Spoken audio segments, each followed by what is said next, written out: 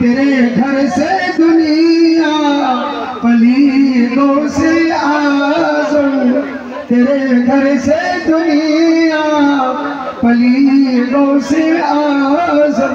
अच्छा भाई हमारे पर नारे तकबीर दें और शुरू करो। नारे तकबीर, नारे तकबीर, नारे रिसालत, नारे रिसालत, नारे हैदरी, नारे हैदरी, नारे गौस, नारे गौस। हुजूर गौस पाक के महफिल पाक, हुजूर गौस पाक के महफिल पाक, सज्जद नशीब हुजूर पाक, छोटा हुजूर पाक, छोटा हुजूर पाक, 4 नंबर दरबार पाक। नारे तकबीर, नारे रिसालत। আমাদের মাওলানা সাহেব জানেন হাতি অনেক বড় জন্তু, হাতি অনেক বড় জন্তু, কিন্তু হাতির গোশত খাওয়া কি হালাল? হাতির গোশত খাওয়া হারাম।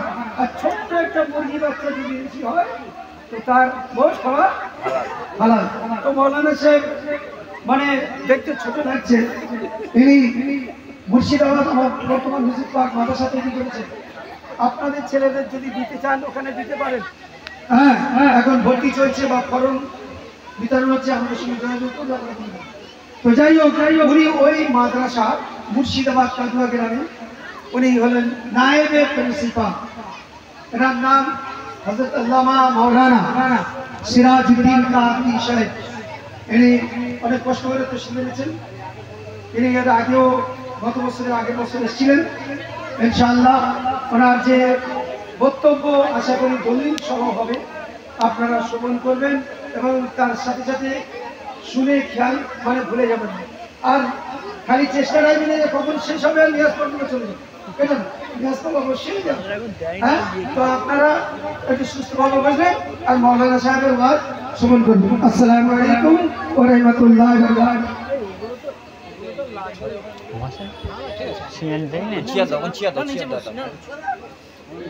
ক্যামেরা ফ্যামেরা গুলো ওদিকে সরাতে হবে ভাই, ভাই পালিশগুলো তো আর লাগবে না। না না ওগুলো জ্যাম থাকে, ওগুলো চলে যাবে। আউযু বিল্লাহি মিনাশ শাইতানির রাজীম। বিসমিল্লাহির রাহমানির রহিম। আলহামদুলিল্লাহি রাব্বিল আলামিন ওয়াল আকিবাতু লিল মুত্তাকিন والصلاة والسلام على سيد الأنبياء والمرسلين سيد الثقلين نبي الحرمين إمام القبلتين وسيلتين في الدارين صاحب قاب قوسين محبوب رب المشرقين والمغربين جد الحسن والحسين ومولانا مولى الثقلين أبي القاسم محمد بن عبد الله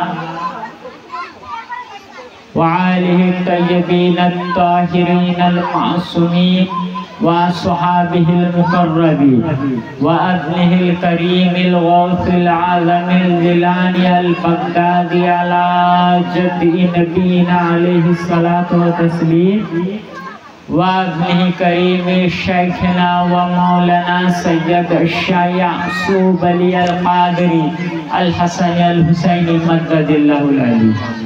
أما بعد فأعوذ بالله من الشيطان الرجيم. بسم الله الرحمن الرحيم. يا أيها الذين آمنوا واتقوا الله وكونوا مع الصادقين. صدق الله العظيم وصدق رسوله الأمين الكريم. نحن على من الشاهدين ومن الشاكرين والحمد لله رب العالمين. إن الله وملائكته يصلون على النبي يا أيها الذين آمنوا صلوا عليه وسلموا تسليما. সকলে উচ্চ স্বরের নবী ও আলে নবী পাককে হাজির ও নাজির মেনে একবার দরুদে পাক করুন। আল্লাহুম্মা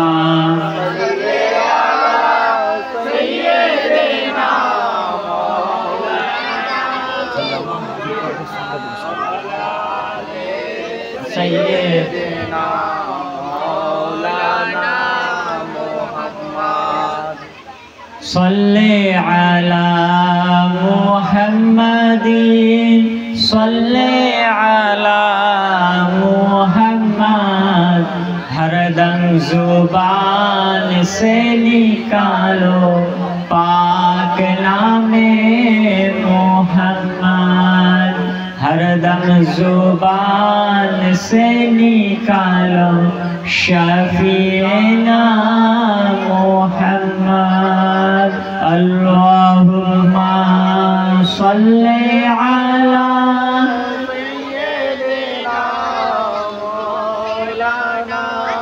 मुहम्मद व अला आले सय्यदना मौलाना मुहम्मद सल्लल्लाहु तआला अलैहि वसल्लम। मुअज्जज सामी किराम, अस्सलामु अलैकुम व रहमतुल्लाहि व बरकातुहू। सर्वप्रथम আমি আমাদের আকা ও মাওলা জানাসিনে রসুলে পাক, জানাসিনে মাওলা পাক, জানাসিনে হুজুর গৌসে আজম পাক সৈয়দনা সৈয়দ ইয়াসুব আলী আল কাদরি আল হাসানি আল হুসাইনি মাদ্দাজিল্লাহুল আলী নুরানি কদম পাকে সালাম ও সাজদা আরজ করি এবং আপনাদের সকলকে মহাপবিত্র 11 শরীফের মুবারকবাদ জানাই। মুআজ্জাজ, আমরা আজ হুজুর গওস পাক আলাইহিস সালাম পাকের 11 শরীফের উদ্দেশ্যে মাওলানা সাহেবের বাড়িতে একত্রিত হয়েছি।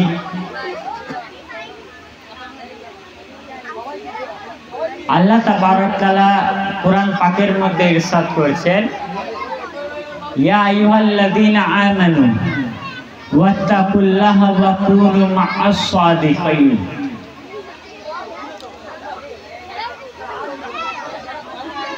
যে আল্লাহ বলছেন, হে ঈমানদারগণ, তোমরা আল্লাহকে ভয় করো এবং সত্যবাদীদের সঙ্গী হয়ে যাও। কি বলছেন আল্লাহ তাবারক তাআলা?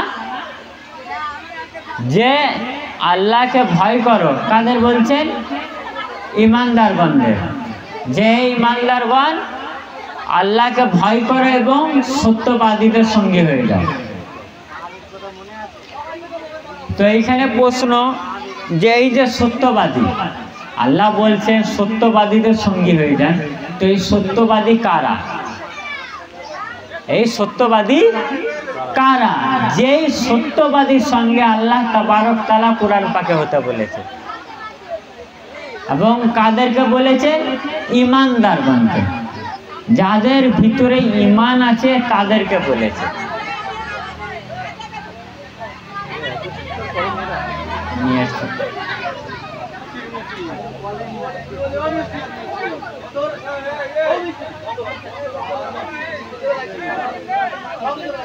তো সঙ্গী কাদের হতে বললেন? সত্যবাদীদের সঙ্গী হতে বলেছে। তো এই সত্যবাদী কারা? কারণ আজকের যে সময়, আজকের যে জামানা, আপনি যাকেই জিজ্ঞাসা করবেন সে বলবে আমরা সত্যবাদী। যে যাকেই জিজ্ঞাসা করবে, যদি আপনি দেবন্দিকে জিজ্ঞাসা করেন, দেবন্দি বলবে আমরা সত্যবাদী। যদি আপনি ওয়াহাবিদেরকে জিজ্ঞাসা করেন, ওয়াহাবিরা বলবে আমরা সত্যবাদী। যদি আপনি তাবলিগ জামাতকে জিজ্ঞাসা করেন, তাবলিগ জামাত বলবে আমরা সত্যবাদী। যদি আপনি বেরেলভিদের জিজ্ঞাসা করেন, বেরেলভিরা বলবে আমরা সত্যবাদী। যাকে জিজ্ঞাসা করবেন, কেউ নিজেকে মিথ্যাবাদী বলতে পছন্দ করে? কেউ পছন্দ করে না। সবাই নিজেকে সত্যবাদী বলতে পছন্দ করবে। কারণ তারা যদি নিজেকে মিথ্যাবাদী বলে তাহলে তো তাদের দলে কেউ আসবে না। আর একটা অপ্রিয় সত্য কথা, মানুষ বলে আমরা সত্যবাদীকে ভালোবাসি, কিন্তু সত্যবাদীদের সাথে থাকতে চাই না।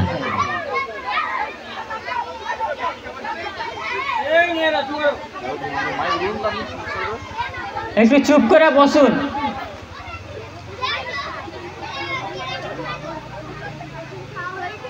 কি করে বলে আমরা সত্যবাদীদেরকে ভালোবাসি, যে সত্য কথা বলে সেই সত্যবাদীর কথা এখানে বলেন আল্লাহ তাবারক তাআলা, যে এরকম হয় না সত্যবাদী না।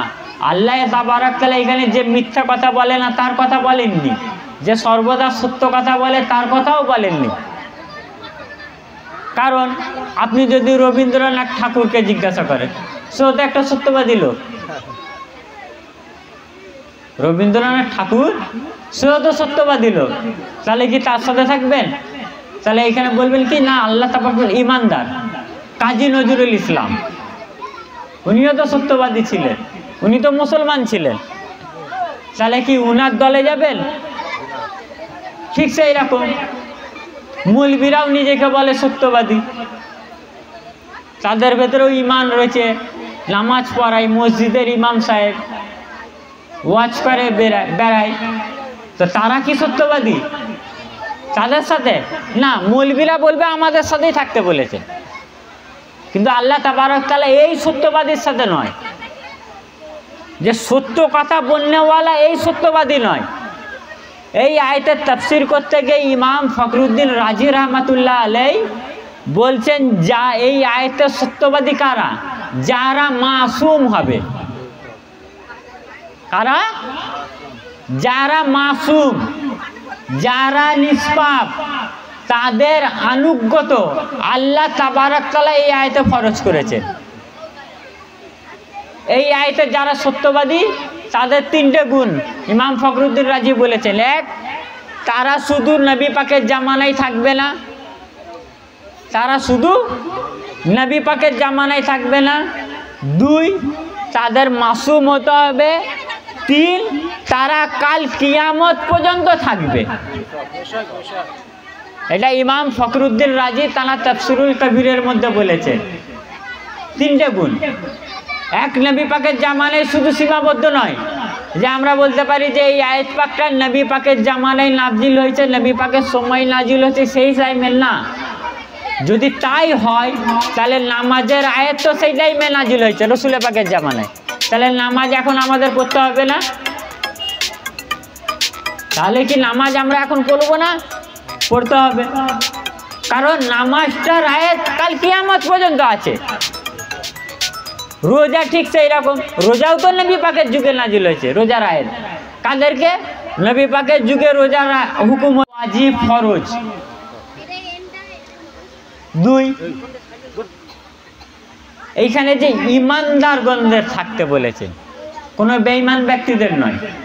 যারা দাবি করে যে আমাদের মধ্যে ঈমান আছে, যারা নিজেকে ঈমানদার দাবি করে, আল্লাহ তাদের সঙ্গে থাকতে বলেছেন সত্যবাদী।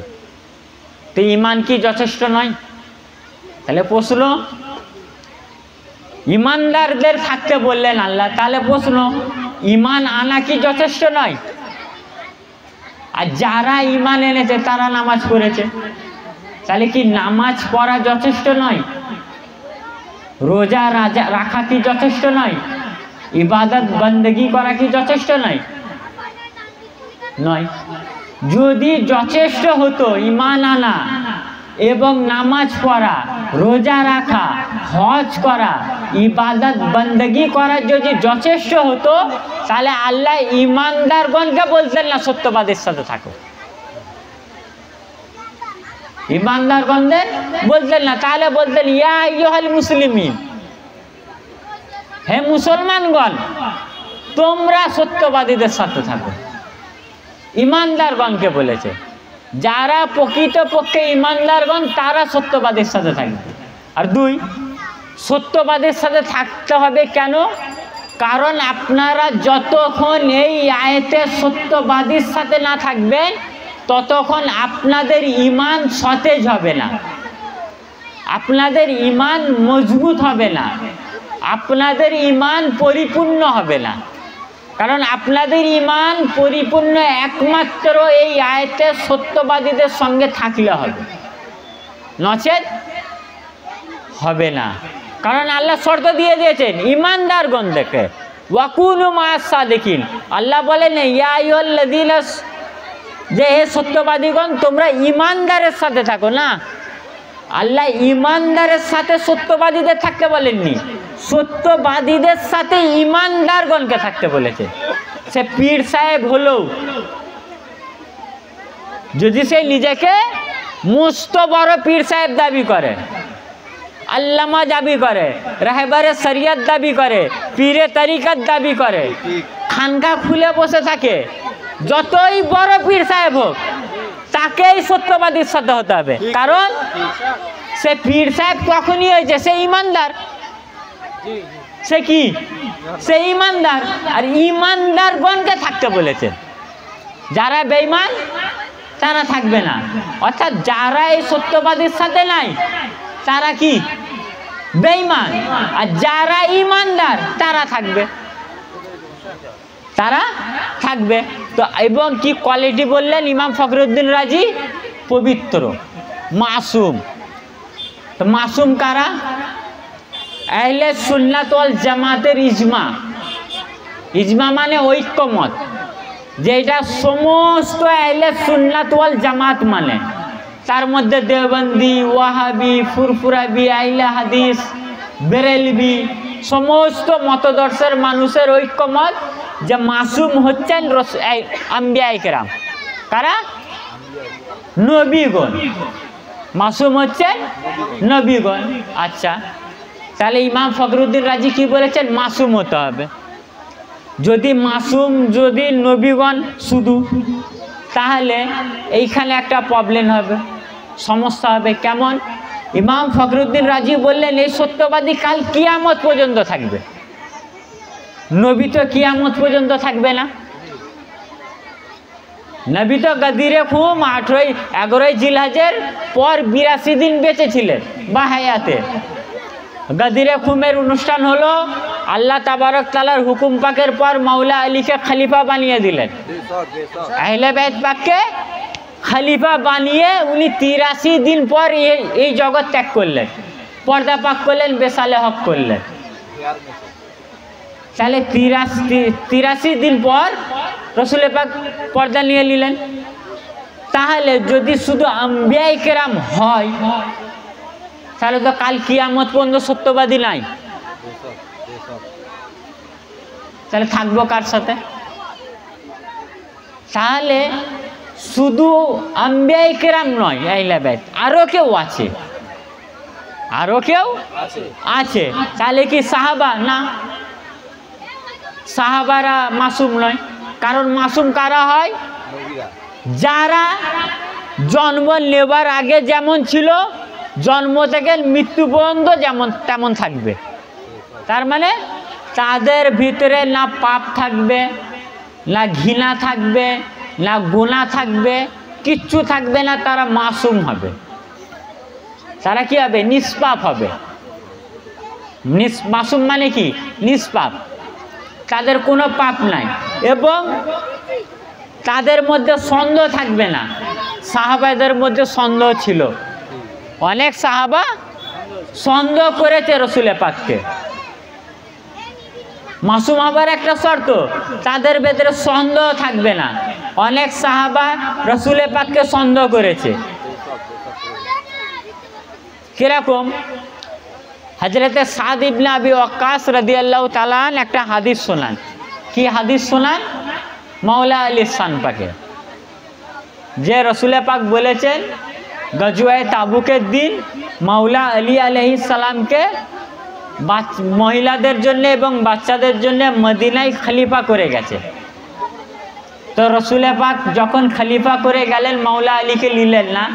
তখন মাওলা আলী আলাইহিস সালাম কাঁদতে কাঁদতে রসুল পাকের কাছে গেলেন, ইয়া রাসূলুল্লাহ, আমি আপনার সাথে যুদ্ধে যাব, আপনি আমাকে মদিনা বাচ্চা এবং মহিলাদের জন্য ছেড়ে গেলেন।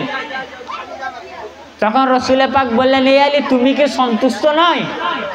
আনতা বিমানজিলিতি মিন হারুনা মুসা, যে আলী তোমার মর্যাদা আমার কাছে সেই যেমন মুসা আলাইহিস সালামের হারুনের মর্যাদা ছিল। মুসা আলাইহিস সালামের কাছে হারুনের মর্যাদা ছিল, কিন্তু আমার পরে কোনো নবী হবে না। আমার পরে কোনো নবী হবে না। এই কথাটা বললেন সাদ ইবনে আবি ওয়াক্কাস মাওলা আলী শান পাকে এই হাদিসটা শোনালেন। উনি কে ছিলেন? সাহাবায়ে কেরাম। অন্য সাহাবা এসে জিজ্ঞাসা করছে, হে সাদ ইবনে আবি ওয়াক্কাস, তুমি কি এই হাদিসটা রসুলে পাকের মুখ দিয়ে শুনেছ? এক সাহাবা এসে সাদ ইবনে আবি ওয়াক্কাসকে জিজ্ঞাসা করছেন, হে সাদ ইবনে আবি ওয়াক্কাস, তুমি কি এই হাদিস রসুলে পাকের কান দিয়ে শুনেছ? তখন সাদ ইবনে আবি ওয়াক্কাস বলল, হ্যাঁ, আমি রসুলে পাককে বলতে শুনেছি গজওয়ায়ে তাবুকের দিনে, যে আলী তোমার মর্যাদা আমার কাছে তেমন যেমন হজরতে মুসার কাছে হজরতে হারুনের ছিল। তো কি করলো ওই সাহাবা? রসুলে পাকের হাদিসের উপর সন্দেহ প্রকাশ করলো। রসুলে পাক একটু চুপ করতে, দরুদে পাক করেন, দরুদে পাক করেন। আল্লাহুম্মা পানি দেন,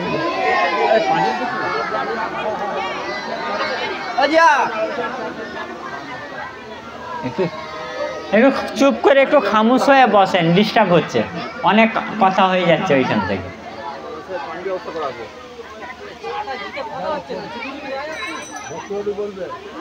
সাল্লাল্লাহু তাআলা আলাইহি ওয়া আহলে বাইতি ওয়াসাল্লাম। তারপর আহলে বাইত সাহাবায়ে কেরাম কি করেছে? নবী পাকের অনেক কথাকে অমান্য করেছে। যাই হোক, আমি তাদের নাম বলছি না, আর কি অমান্য করেছে সেই দিকে যাচ্ছি না। যে নবী পাকের কথা অমান্য করবে সে তো মাসুম হতে পারে না, সে মাসুম হতে পারে না। তাহলে মাসুম কারা? সূরা আহজাবে 33 নম্বর আয়াত পাকে আল্লাহ তাবারক তাআলা বলছেন, ইন্নামা ইউরিদুল্লাহু লিইযহিবা আনকুম রিসা আহলাল বাইতি ইউতাহিরাকুম তাতহীরা।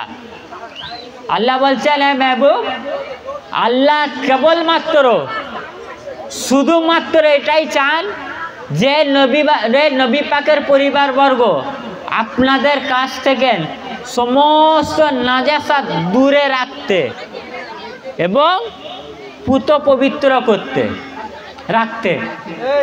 তা আল্লাহ তাবারক তাআলা কি বললেন? যে সমস্ত নাজাসাত কার কাছ থেকে? নবী পাকের আহলে বাইতের কাছ থেকে দূরে রাখতে, দূরে করতে নয়। কি করতে বললেন আল্লাহ? দূরে রাখতে, দূরে করতে নয়। কেমন? যদি আমার ভেতরে আমি বলি যে আমার কাছ থেকে আমি দূর করেছি, নোংরা দূর করেছি, তার মানে কি? তাহলে ওই নোংরাটা আমার ভিতরে ছিল, আমার ভিতরে ছিল, তবে তো আমি দূর করেছি। আল্লাহ বলছেন দূরে রাখছি, তার মানে ছিল না, নাজাসাত কাছেই আসতে দেননি। এবার দেখেন আল্লাহ দূরে রাখা, আল্লাহ দূর আর কাছেটা বুঝবেন কি করে? একটা উদাহরণ দিই। আল্লাহ দূরটা কত দূর আর আল্লাহর কাছটা কত কাছ।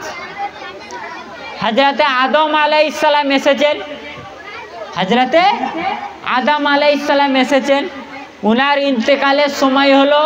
তো হযরতে আদম আলাইহিস সালাম নিজের উম্মতদেরকে বললেন, কি বললেন? যে কিয়ামত অতি নিকটে। কি বললেন? কিয়ামত অতি নিকটে, অনেক কাছে। হযরতে শীস আলাইহিস সালাম নিজের উম্মতদের বললেন কিয়ামত অতি নিকটে, অনেক কাছে। হযরতে এরকম করে করে হযরতে ইসমাইল আলাইহিস সালামও নিজের উম্মতদের বললেন যে কিয়ামত খুবই কাছে, খুবই নিকটে। এবং কি আমাদের নবী পাক সাল্লাল্লাহু আলাইহি ওয়াসাল্লামও বললেন যে কিয়ামত অনেক কাছে। তো আল্লাহর কাছে কত? আল্লাহর কাছে কত? নবী পাকের পর 1400 বছর হয়ে গেল কাছে। তো কাছে আসতে 1400 বছর লাগলো। তো আল্লাহ বলছেন দূরে রেখেছি কি? নাজাসাত আহলে বাইতের কাছ থেকে। তাহলে যারাদের ভেতরে নাজাসাত আছে তারা আহলে বাইতের কাছ থেকে কতটা দূরে ভাবেন? কতটা দূরে? এতটা দূরে যে কাছে জিনিস আসতে 1400 বছর লেগেছে। কত বছর? 1400 বছর। তাহলে দূরে এরা আর আসতে পারবে যাদের ভেতরে নাজাসাত আছে? তো যারা আসছে না ভাবে না ওরা আসছে না, না আল্লাহ ওদেরকে দূরে রেখেছেন, আল্লাহ ওদেরকে দূরে রেখেছেন। কারণ আল্লাহ বলছেন আমি সমস্ত নাপাকি দূরে রেখেছি। তো যাদের নসলে নাপাক আছে, যাদের রক্তই নাপাক আছে, যাদের বংশই নাপাক আছে, তারা আহলে বাইতের কাছ থেকে লক্ষ কোটি দূরে থাকবে। কারণ আল্লাহ ওদেরকে দূরে রেখেছে, আল্লাহ ওদেরকে দূরে রেখেছেন। যে আজ মাহফিল পাকের লোক কম, মিলাদ পাকের লোক কম, আমাদের দরবারের লোক কম, এটা আমাদের দরবারের কোনো মর্যাদা কমতি নয়, এটা আমাদের দরবারের অতি মর্যাদা। কারণ আল্লাহ নাপাকিদেরকে দূরে রেখেছে। বুঝতে পারছেন? আল্লাহ নাপাকিকে দূরে রেখেছে। আমাদের 4 নম্বর দরবার পাক হচ্ছে পাক, পবিত্র। তো পবিত্র ঘরে নাপাকি আসবে কি করে? যারা আসে না, যারা আসে না তারা হচ্ছে নাপাক। আর নাপাক পবিত্র ঘরে উঠতে পারে না, কারণ আল্লাহ সেই নাপাককে এই ঘর থেকে দূরে করে দিয়েছে, এই ঘর থেকে দূরে করে দিয়েছেন। তো নাপাক পবিত্র মাসুম শুধু নবী পাকগণ নয়, তার সাথে মাসুম হচ্ছে আহলে বাইত পাক। এই আয়াত পাক যখন নাজিল হয়, হযরত আম্মা জান আয়েশা সিদ্দিকা রাদিয়াল্লাহু তাআলা আনহা বলেন যে আমি ভোরের বেলা রাসূলুল্লাহ সাল্লাল্লাহু আলাইহি ওয়াসাল্লামকে দেখি একটা কালো চাদর গায়ে দিয়ে উনি বার হলেন। বার হয়ে কোথায় গেলেন? খাতুনের জান্নাত পাকের ঘর মুবারকে। কোথায় গেলেন? খাতুনের জান্নাত পাকের ঘর মুবারকে। এবং সেই একটা চাদর বেচালেন। কি চাদর? খাইবারের যুদ্ধের একটা চাদর ছিল, ওই চাদরটা বিছিয়ে বসলেন। বসে সেই চাদরের ভিতরে খাতুনের জান্নাত পাককে ঢোকালেন, বড় ইমাম পাককে ঢোকালেন, ইমাম হুসেন পাক আলাইহিস সালামকে ঢোকালেন, মাওলা আলী আলাইহিস সালামকে ঢোকালেন। ঢুকিয়ে সেই কালো চাদরটাকে মুড়ি দিলেন।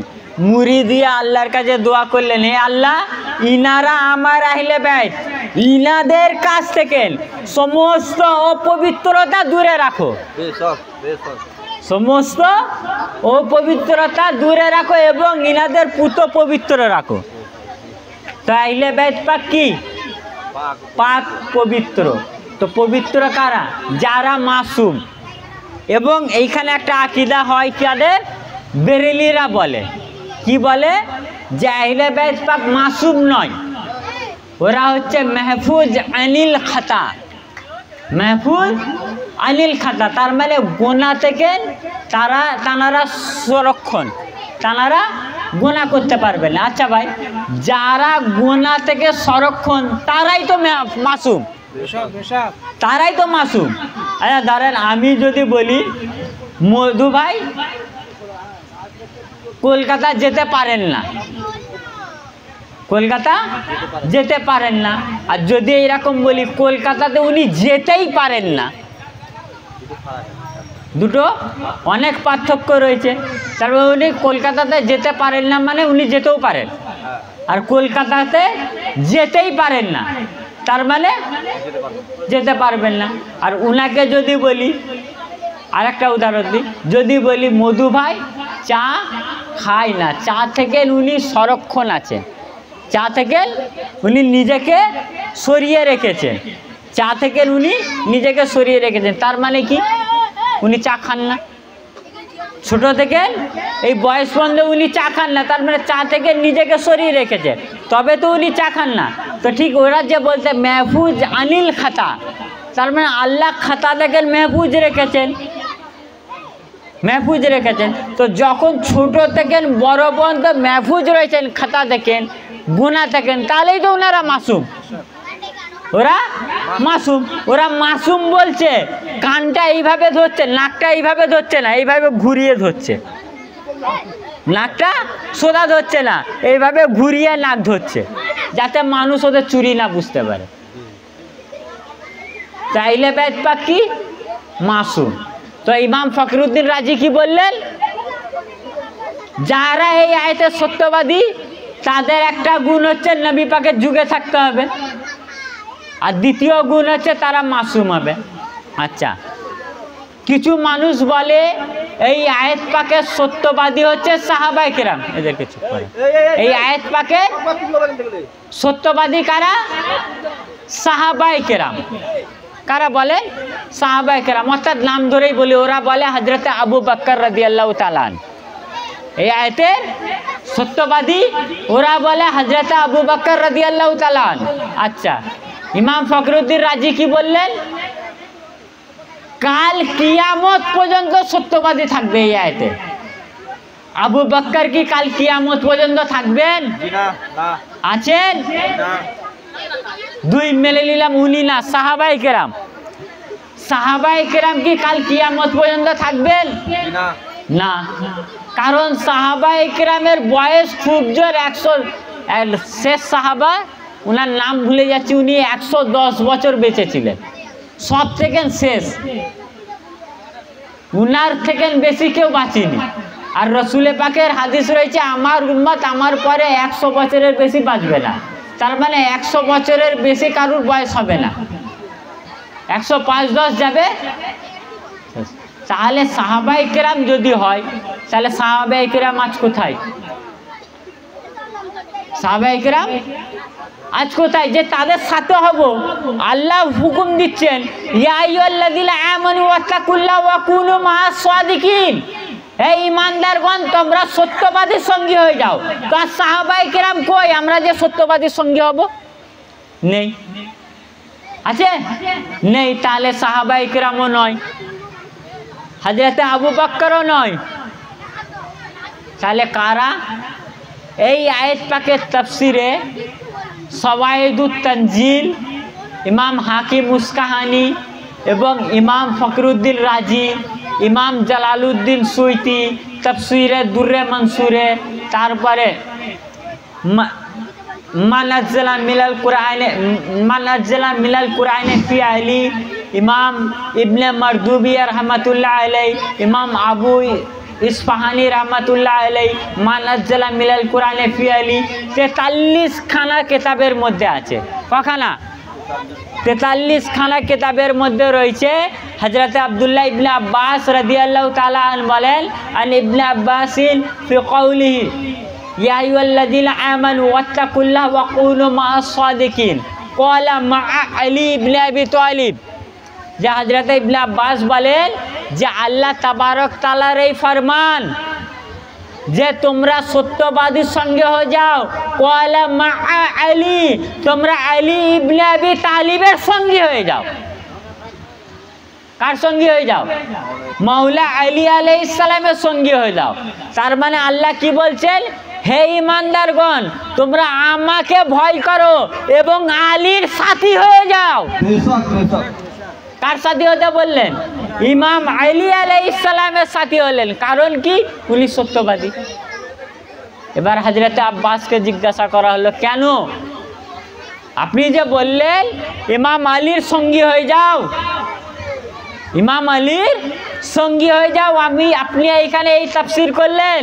তা হযরত আব্দুল্লাহ ইবনে আব্বাস উত্তর দিচ্ছেন, লিআন্নাহু সাইয়্যিদুস সাদিকিন, এই কারণে তোমরা মাওলা আলীর সঙ্গী হয়ে যাও, কারণ উনি সত্যবাদী নয়, বরং সত্যবাদীদের নেতা।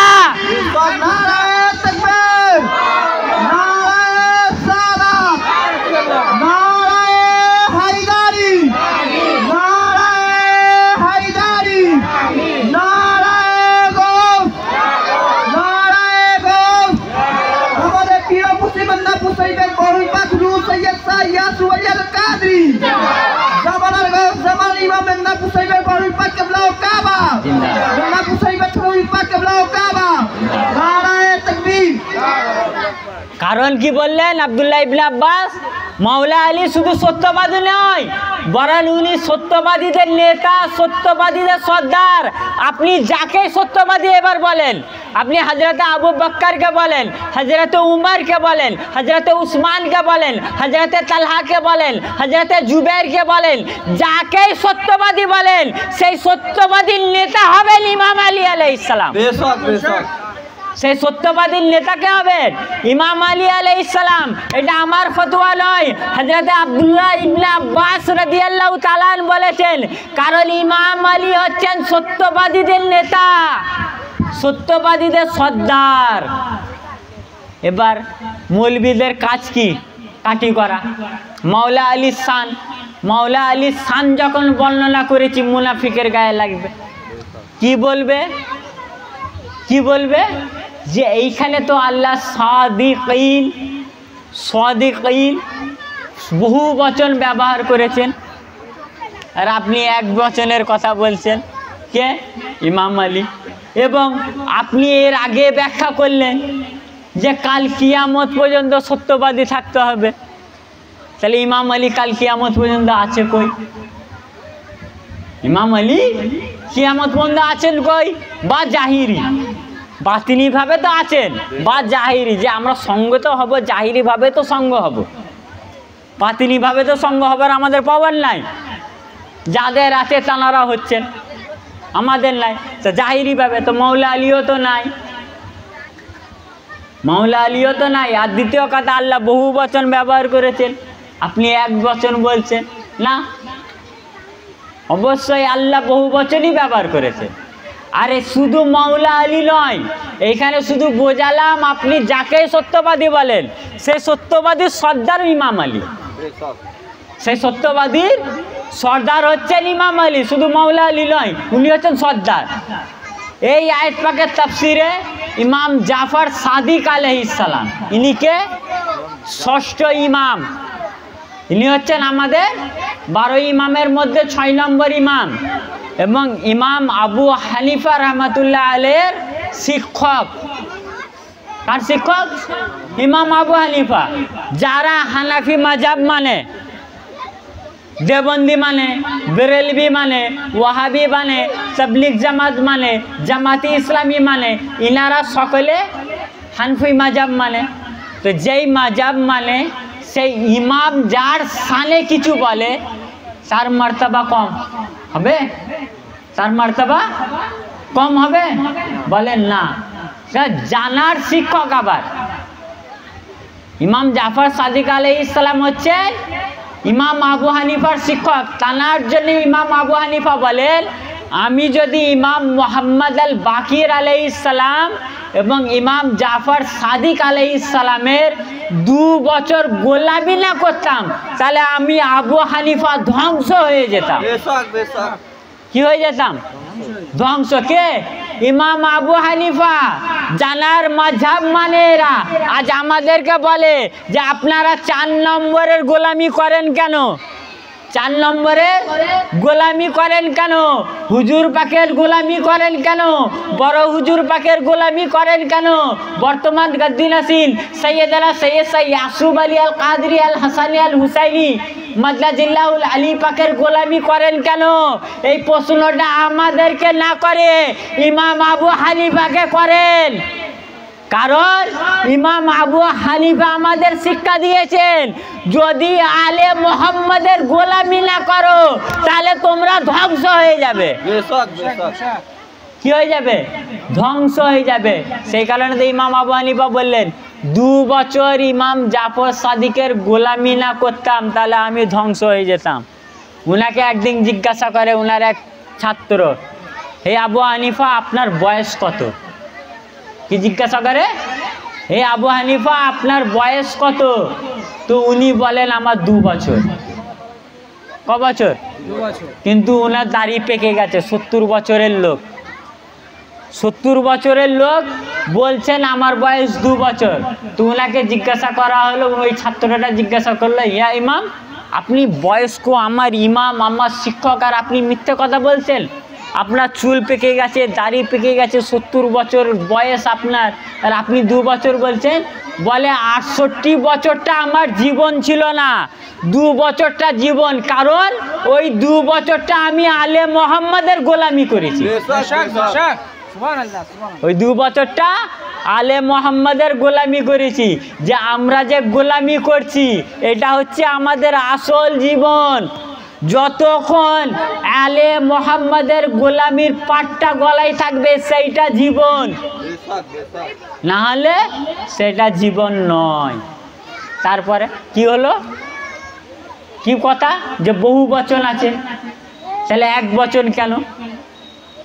তো ইমাম জাফর সাদিক আলাইহিস সালাম বলছেন এই আয়াত পাকের শানে নজুলে, বলতেন ইয়া আইয়ুহাল্লাযীনা আমানু ওয়াত্তাকুল্লাহা ওয়া কুনু মা'আস সাদিকিন ক্বালা মা'a আলে মুহাম্মাদিন, মা'a আলে মুহাম্মাদিন, যে তোমরা সত্যবাদীর সঙ্গী হয়ে যাও, অর্থাৎ তোমরা আলে মুহাম্মাদের সঙ্গী হয়ে যাও। কি হয়ে যাও? আলে মুহাম্মাদের সঙ্গী হয়ে যাও। আর একটা হাদিস পাকের মধ্যে রয়েছে মা'a আহলে বাইতি, মা'a আহলে বাইতি, তোমরা আহলে বাইতের সঙ্গী হয়ে যাও। অর্থাৎ নবী পাকের যে আল্লাহ তাবারক তাআলার ফরমান ইয়া আইয়ুহাল্লাযীনা আমানু ওয়াত্তাকুল্লাহা ওয়া কুনু মা'আস সাদিকিন, তোমরা এই ঈমানদারগণ তোমরা আল্লাহকে ভয় করো এবং সত্যবাদীর সঙ্গী হয়ে যাও। হযরত আব্দুল্লাহ ইবনে আব্বাস, হযরত মুজাহিদ, ইমাম জাফর সাদিক আলাইহিস সালামের হাদিস পাক দ্বারা প্রমাণিত যে এই সত্যবাদী হচ্ছেন আলে মুহাম্মদ, এই সত্যবাদী হচ্ছেন আহলে বাইত পাক। অর্থাৎ আল্লাহ তাবারক তাআলা বললেন যে তোমরা আলে মুহাম্মদের সঙ্গী হয়ে যাও। কাদের? কাদের? ঈমানদারগণদের। আর আলে মোহাম্মদ কারা? আলে মোহাম্মদ হচ্ছেন ইমাম হাসান পাক, ইমাম হুসাইন পাক, ইমাম জাফর সাদিক আলাইহিস সালাম, ইমাম বাকের আলাইহিস সালাম, ইমাম আলী রাজা, ইমাম নাকি, ইমাম তাকি, ইমাম মুসা হাসান, ইমাম হাসান আসকারি আলাইহিস সালাম, ইনারা ইমাম হুসাইন পাক আলাইহিস সালামের বংশ থেকে আলে মোহাম্মদ। কারণ কোন বংশ থেকে? ইমাম হুসেন আলাইহিস সালাম পাকের বংশ থেকে ইনারা আলে মোহাম্মদ। ইমাম হাসান পাকের বংশ থেকে কারা?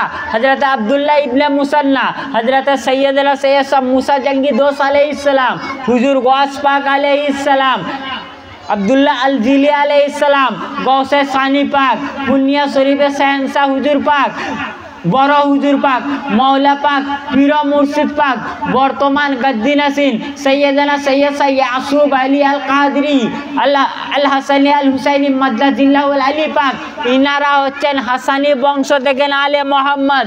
অর্থাৎ আল্লাহ বললেন যে আলে মোহাম্মদের সঙ্গী হয়ে যাও। কার সঙ্গী? বর্তমান যিনি সত্যবাদী আছেন, বর্তমান যিনি সত্যবাদী আছেন, কুরআন পাক ঘোষিত সত্যবাদী একমাত্র 4 নম্বর দরবার পাকে সৈয়দনা সৈয়দ শাহ ইয়াসুব আলী আল কাদরি পাক আছেন।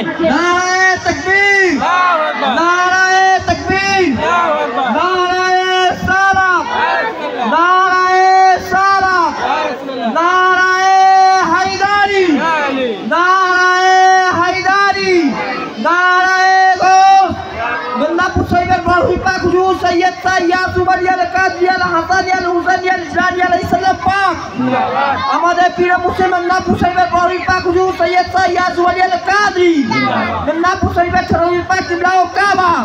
নারায়ে তাকবীর। তো কাদের সাথে হতে বললেন? আলে মোহাম্মদ। আলে মোহাম্মদের বর্তমান গদ্দি নসিন হচ্ছেন কে? হুজুর পাক, বড় হুজুর পাক। তো আল্লাহ তাবারক তাআলা হুকুম কি দিলেন? যে আলে মোহাম্মদের সঙ্গী হও। অর্থাৎ আল্লাহ তাবারক তাআলা বলছেন যে 4 নম্বর দরবার পাকের সঙ্গী হও। কার? 4 নম্বর দরবার পাকের। কোন মণ্ডলের কাছে যেতে বলেননি, কোন শেখের কাছে যেতে বলেননি, কোন আনসারীর কাছে যেতে বলেননি। আল্লাহ তাবারক তাআলা কাদরির কাছে আসতে বলেছেন, সৈয়দের কাছে আসতে বলেছেন। যারা এই 4 নম্বর দরবার পাকের সাথে জড়িত আছে তারাই সত্যবাদীর সাথে জড়িত আছে। যারা এই 4 নম্বর দরবার পাক ছেড়েছে তারা মিথ্যাবাদীদের সাথে আছে। আর তাদের ঈমান নাই, তাদের ঈমান নাই। কারণ ঈমানদারগণকে বলেছেন, কোনো বেঈমানকে বলেননি। যারা ঈমানদার হবে তারা 4 নম্বর দরবার পাকে আসবে, কোনো মণ্ডলের কাছে যাবে না। কার কাছে যাবে না? কোনো মণ্ডলের কাছে যাবে না, কোনো মুয়াবিয়ার প্রেমিকের কাছে যাবে না। তারা আলীর প্রেমিকের কাছে আসবে, আলে মুহাম্মাদের কাছে আসবে, সৈয়দের কাছে আসবে। আর খাঁটি সৈয়দ একমাত্র 4 নম্বর দরবার পাকেই আছে। আদম রসুলে পাক থেকে নিয়ে ডাইরেক্ট আছে। কেউ কেউ নিজের নাম, নিজের টাইটেল শেখ আছে, সৈয়দ করে দিচ্ছে। মন্ডল আছে, সৈয়দ করে দিচ্ছে। মোল্লা আছে, সৈয়দ করে দিচ্ছে। মল্লিক আছে, সৈয়দ করে দিচ্ছে। 4 নম্বর দরবার পাকে এইরকম চেঞ্জ হওয়া সৈয়দ নয়, নিজে থেকে সৈয়দ নয়। যারা নিজের টাইটেল পাল্টাচ্ছে তারা মুসলমানই নয়। রসুলে পাকের হাদিস আছে বুখারী মুসলিম 66 মধ্যে, যারা নিজের বংশ পাল্টায় তারা আমার উম্মত নয়।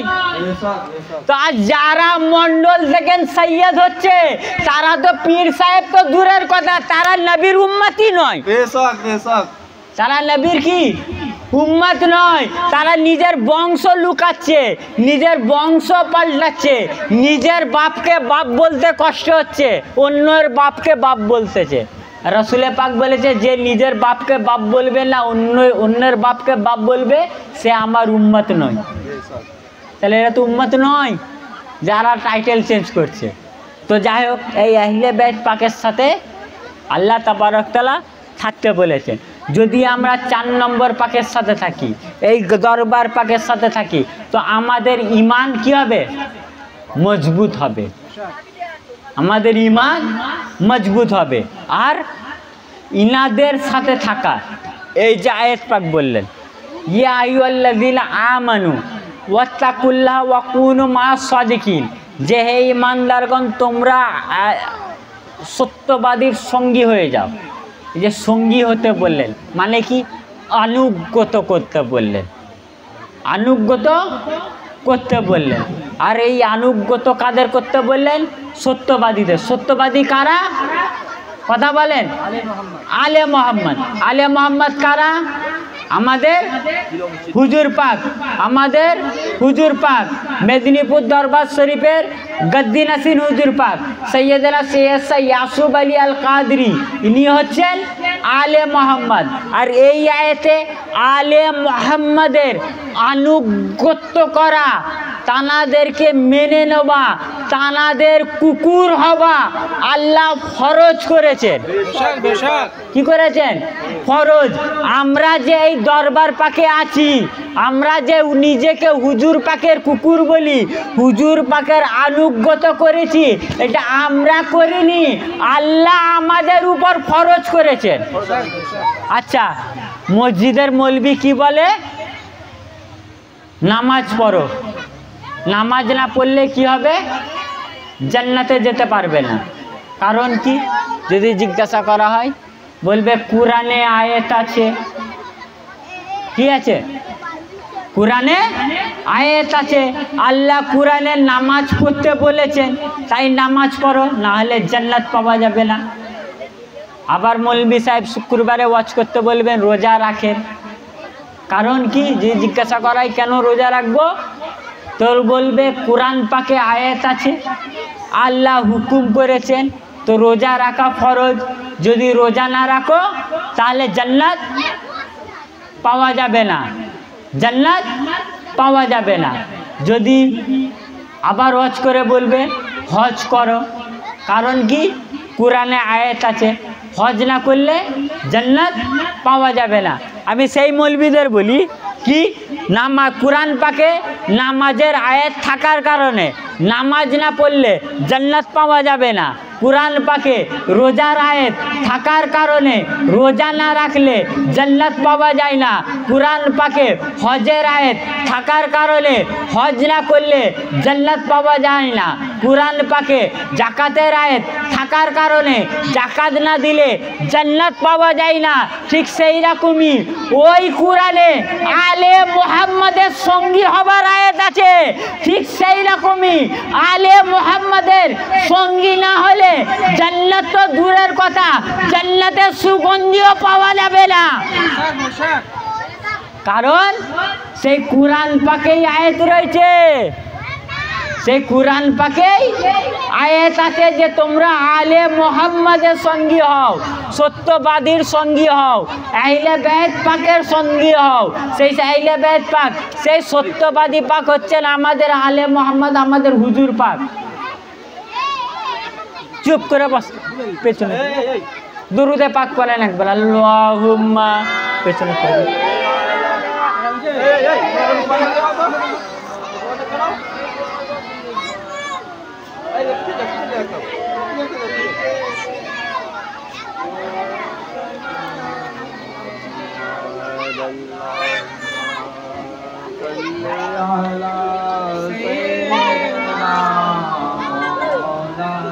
চুপ করে বসো বাবু, চুপ করে বসো, আওয়াজ করো না, ব্যাস চুপ করে বসো।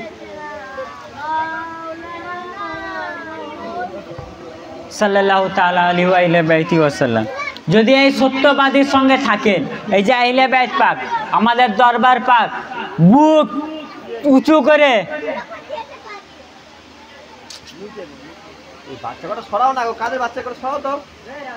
বুক উঁচু করে একদম গর্ববোধ করে বলবেন, আমরা যেই দরবার পাকে আছি ওই দরবার পাক কুরআন পাক আল্লাহ তাবারক তাআলার ঘোষিত সত্যবাদী। আমাদেরকে সার্টিফিকেট দিতে হবে না, আমাদের সার্টিফিকেট আল্লাহ তাবারক তাআলা দিয়েছেন। আল্লাহ তাবারক তাআলা আমাদের সার্টিফিকেট দিয়েছেন, আমরা সত্যবাদী।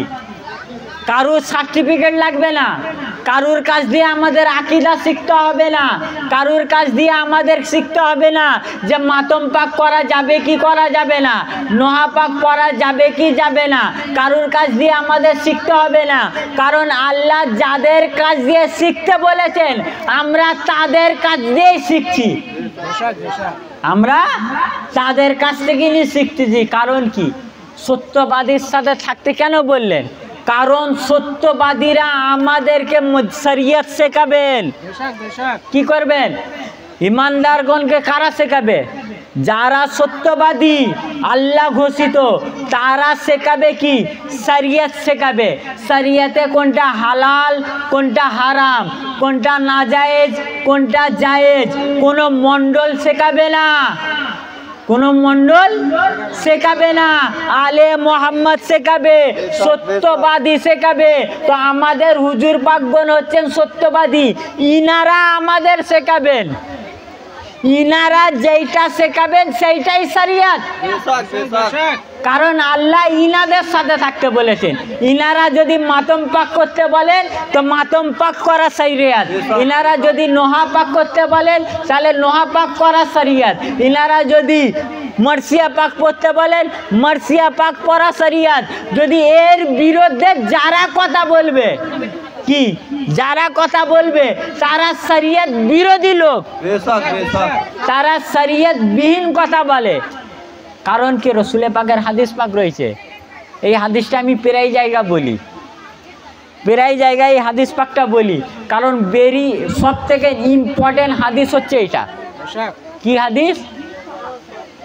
এই হাদিসটা যদি কেউ বুঝে নাই, সাধারণ মানুষ যদি এই হাদিস পাকটা বুঝে নাই তো তারা বুঝে যাবে ইসলাম কার কাছ থেকে নিতে হবে, ইসলাম কার কাছ থেকে নিতে হবে। কোনো মণ্ডলের কাছ দিয়ে নিতে হবে, শেখের কাছ দিয়ে নিতে হবে, মোল্লার কাছ দিয়ে নিতে হবে, কার কাছ দিয়ে নিতে হবে সাধারণ মানুষ বুঝে যাবে। ইমাম হাকিম রহমাতুল্লাহ আলাই তালার আল মুস্তাদরাক লিল হাকিমের মধ্যে লেখার পর, এই হাদিস পাকটা লেখার পর বলছেন হাজা হাদিসুন সহিহুন আলা শর্তে শাইখাইন। এই হাদিস পাক ইমাম বুখারী এবং ইমাম মুসলিমের শর্ত অনুযায়ী সহি। কোন হাদিস? হযরতে জায়েদ বিন সাবিত, হযরতে জায়েদ ইবনে আরকাম রাদিয়াল্লাহু তাআলা আনহু বলেন যে আন জায়েদ ইবনে আরকাম ক্বালা ক্বালা রাসূলুল্লাহ সাল্লাল্লাহু আলাইহি ওয়াসাল্লাম ইন্নী তারিকুন ফিকুম আমরাইনি।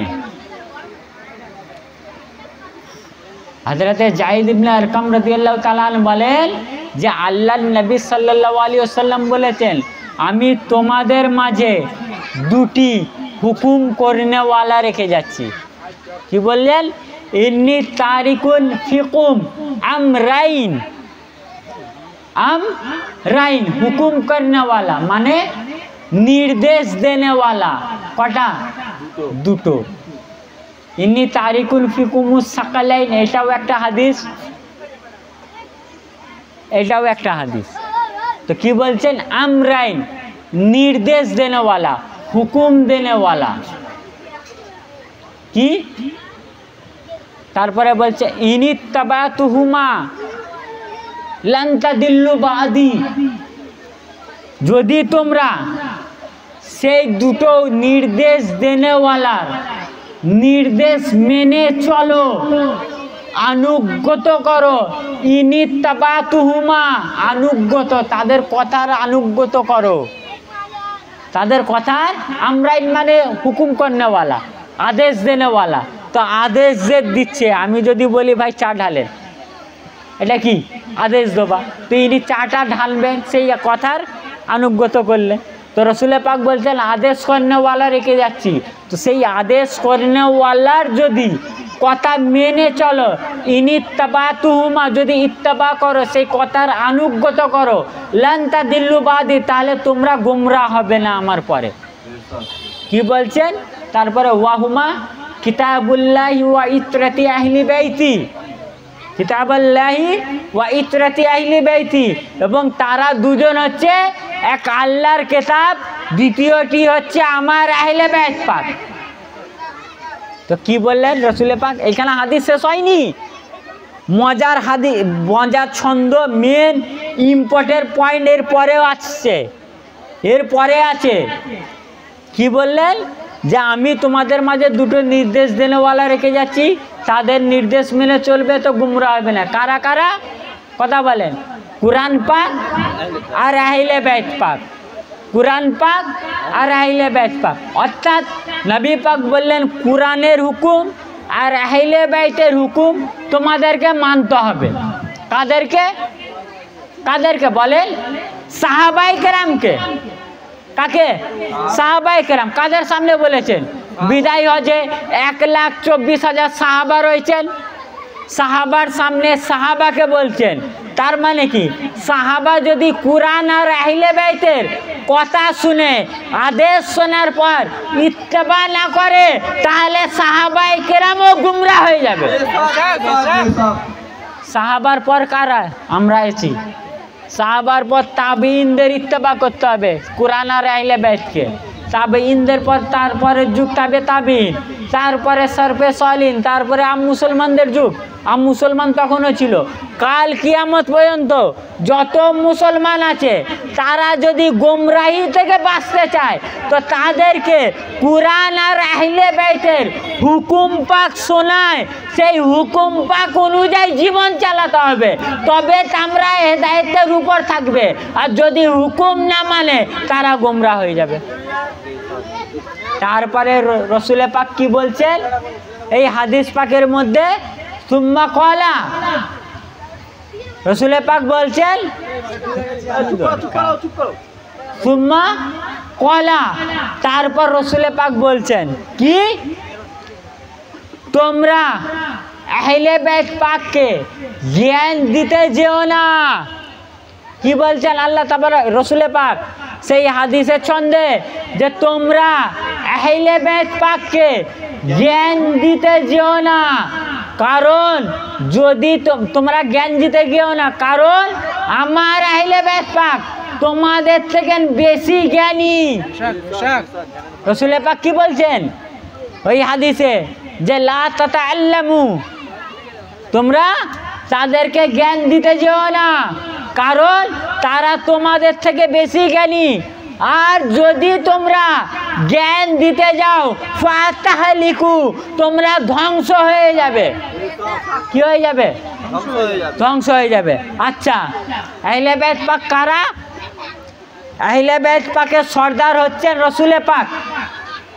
আহলে বাইতের সর্দারকে মেল রসুলে পাক, মৌলা আলী, খাতুনে জান্নাত পাক, ইমাম হাসান পাক, ইমাম হুসেন পাক, হুজুর গস পাক, মৌলা পাক, বড় হুজুর পাক, বর্তমান গদ্দিনাসিন হুজুর পাক, সৈয়দনা সৈয়দ শাহ ইয়াসুব আলী আল কাদরি মদ্দাজিল্লাহুল আলী পাকিনীকে আহলে বাইত পাক। আর রসুলে পাক কি বললেন? কুরআন ও আহলে বাইতের হুকুম শুনবে। তো আহলে বাইত পাক বর্তমান গদ্দিনাসিন বড় হুজুর পাক, ইনি যা হুকুম করবেন এই উম্মতকে সেই হুকুম শুনতে হবে। যদি এই হুকুম না শোনে সে গুমরাহ হয়ে যাবে। কি হয়ে যাবে? গুমরাহ হয়ে যাবে। তারপরে কি বললেন? তোমরা আমার আহলে বাইতকে শিক্ষা দিতে যেও না, তারা তোমাদের থেকে বেশি জানে। যদি শিক্ষা দিতে যাও ফাতাহলিকু, অতঃপর তোমরা ধ্বংস হয়ে যাবে। আজ বর্তমান জামানার গদ্দিনাসিন গস পাক হুজুর সৈয়দনা সৈয়দ শাহ ইয়াসুব আলী আল কাদরি মদ্দাজিল্লাহুল আলী বলছেন মাতম পাক করা হালাল, মাতম পাক করা জায়েজ, মাতম পাক করা ইবাদত। আর যদি কোনো মণ্ডল বলে সে মাতম পাক করা যাবে না, সে কাকে জ্ঞান দিতে গেল? আহলে বাইত পাককে। আর রাসূলে পাক বলেছেন যারা আহলে বাইতকে জ্ঞান দেবে তারা ফাতাহলিকু, তারা ধ্বংস হয়ে যাবে। তারা কি হয়ে যাবে? ধ্বংস হয়ে যাবে। অর্থাৎ যেই মুহূর্তে বলল যে 4 নম্বর দরবার পাকে মাতম পাক হয়, মাতম পাক করা হারাম, বলার সাথে সাথে সে ধ্বংস হয়ে গেছে। কি হয়ে গেছে? ধ্বংস হয়ে গেছে। কারণ রসুলে পাক বলেছেন আমার আহলে বাইত পাককে জ্ঞান দিতে যেও না, তারা জ্ঞান দিতে যেও না, তারা তোমাদের থেকে বেশি জানে। কোনো মণ্ডল এসে আহলে বাইতকে জ্ঞান শেখাবে? কার শরিয়ত? আহলে বাইত পাকের শরিয়ত। এটা কোনো মণ্ডলের বাপের নয়, আমার হুজুর পাকের বাপের শরিয়ত, আমার হুজুর পাকের নানার শরিয়ত, আমার হুজুর পাকের দাদার শরিয়ত। কে? রসুলুল্লাহকে দূর সম্পর্কে অনেক বংশ পরম্পরায় গেলে আমার নবী পাকের নানা, আমার নবী পাক নানা, কিন্তু এই সম্পর্কে ডাকা যাবে না, সম্পর্কে ডাকা যাবে না। শরিয়ত কার? আহলে বাইত পাকে, আমাদের হুজুর পাকে। তো শরিয়ত কার? হুজুর পাকে। তো এই শরিয়ত কোথায় আছে? 4 নম্বর পাকে। শরিয়ত কোন ঘরে আছে? কোনো মণ্ডলের ঘরে নয়, কোনো মোল্লার ঘরে নেই, শরিয়ত আছে 4 নম্বরের ঘরে। ওই 4 নম্বরের বিল্ডিং এর ভেতরে শরিয়ত, ওই 4 নম্বরের বিল্ডিং পাকের ওই 4 নম্বরের কামরা পাকে যা হবে সেইটাই হবে শরিয়ত। আর সেইটাই প্রত্যেক মুসলমানকে মানা ফরজ। এবার বলবেন প্রত্যেক মুসলমান কি করে হলো? কারণ এই 4 নম্বর পাকটার হুজুর পাক হচ্ছেন কি? সত্যবাদী। ইনাদের সাথে থাকতে বলেছেন আল্লাহ, আর ইনাদের আনুগত আল্লাহ ফরজ করেছেন। তো এই 4 নম্বরে বসে বসে হুজুর পাক যা হুকুম দেবেন সেই হুকুম পাক মানা হচ্ছে ফরজ। তো আচ্ছা, যে মানবে না সে গুমরাহ। কেন? রসুলে পাক বলেছেন ইনিত্তাবাতুহুমা, ইনারা যা হুকুম করবেন সেই হুকুমকে আনুগত করতে হবে, সেই হুকুমকে মানতে হবে, সেই হুকুম অনুযায়ী চলতে হবে। যদি না চলো তাহলে তোমরা গুমরাহ হয়ে যাবে। আর যারা বলছে যে 4 নম্বরে সেজদায়ে তাজিমি হয় শিরক, তারা কারা? তারা গোমরাহ, তাদের মধ্যে ঈমান নেই। কারণ কি? তারা শেখাচ্ছে কাকে? আহলে বাইত পাককে। কাকে শেখাচ্ছে? আহলে বাইত পাক। রসুল পাক কি বললেন? আহলে বাইত পাককে জ্ঞান দিতে যেও না, তারা তোমাদের থেকে বেশি জানে। আর 4 নম্বর পাক হচ্ছে আহলে বাইত পাকের দরবার। তো 4 নম্বর দরবার পাকে বলছেন তাজিমি সেজদা জায়েজ, তাজিমি সেজদা করা যাবে। আর যদি কোনো মণ্ডল বলে করা যাবে না, তো রসুল পাকের হাদিস অনুযায়ী ফাতাহলিকু, সে সাথে সাথে ধ্বংস হয়ে যাবে, কারণ মণ্ডলের চেয়ে বেশি জানেন। তারপরে রসুল পাকের পরের লাইনে কি বলেছেন এই হাদিস পাকের? যে তোমরা আহলে বাইত পাকের আগে যেও না। কি বলেছেন? আগে যেও না। যদি আগে যাও, আগে বাড়ো, ফাতাহলিকু, তোমরা গুমরাহ হয়ে যাবে। আজ কি বলে? যে বাপের দরবার ছেড়ে চাচার কাছে যাচ্ছে, বলে না?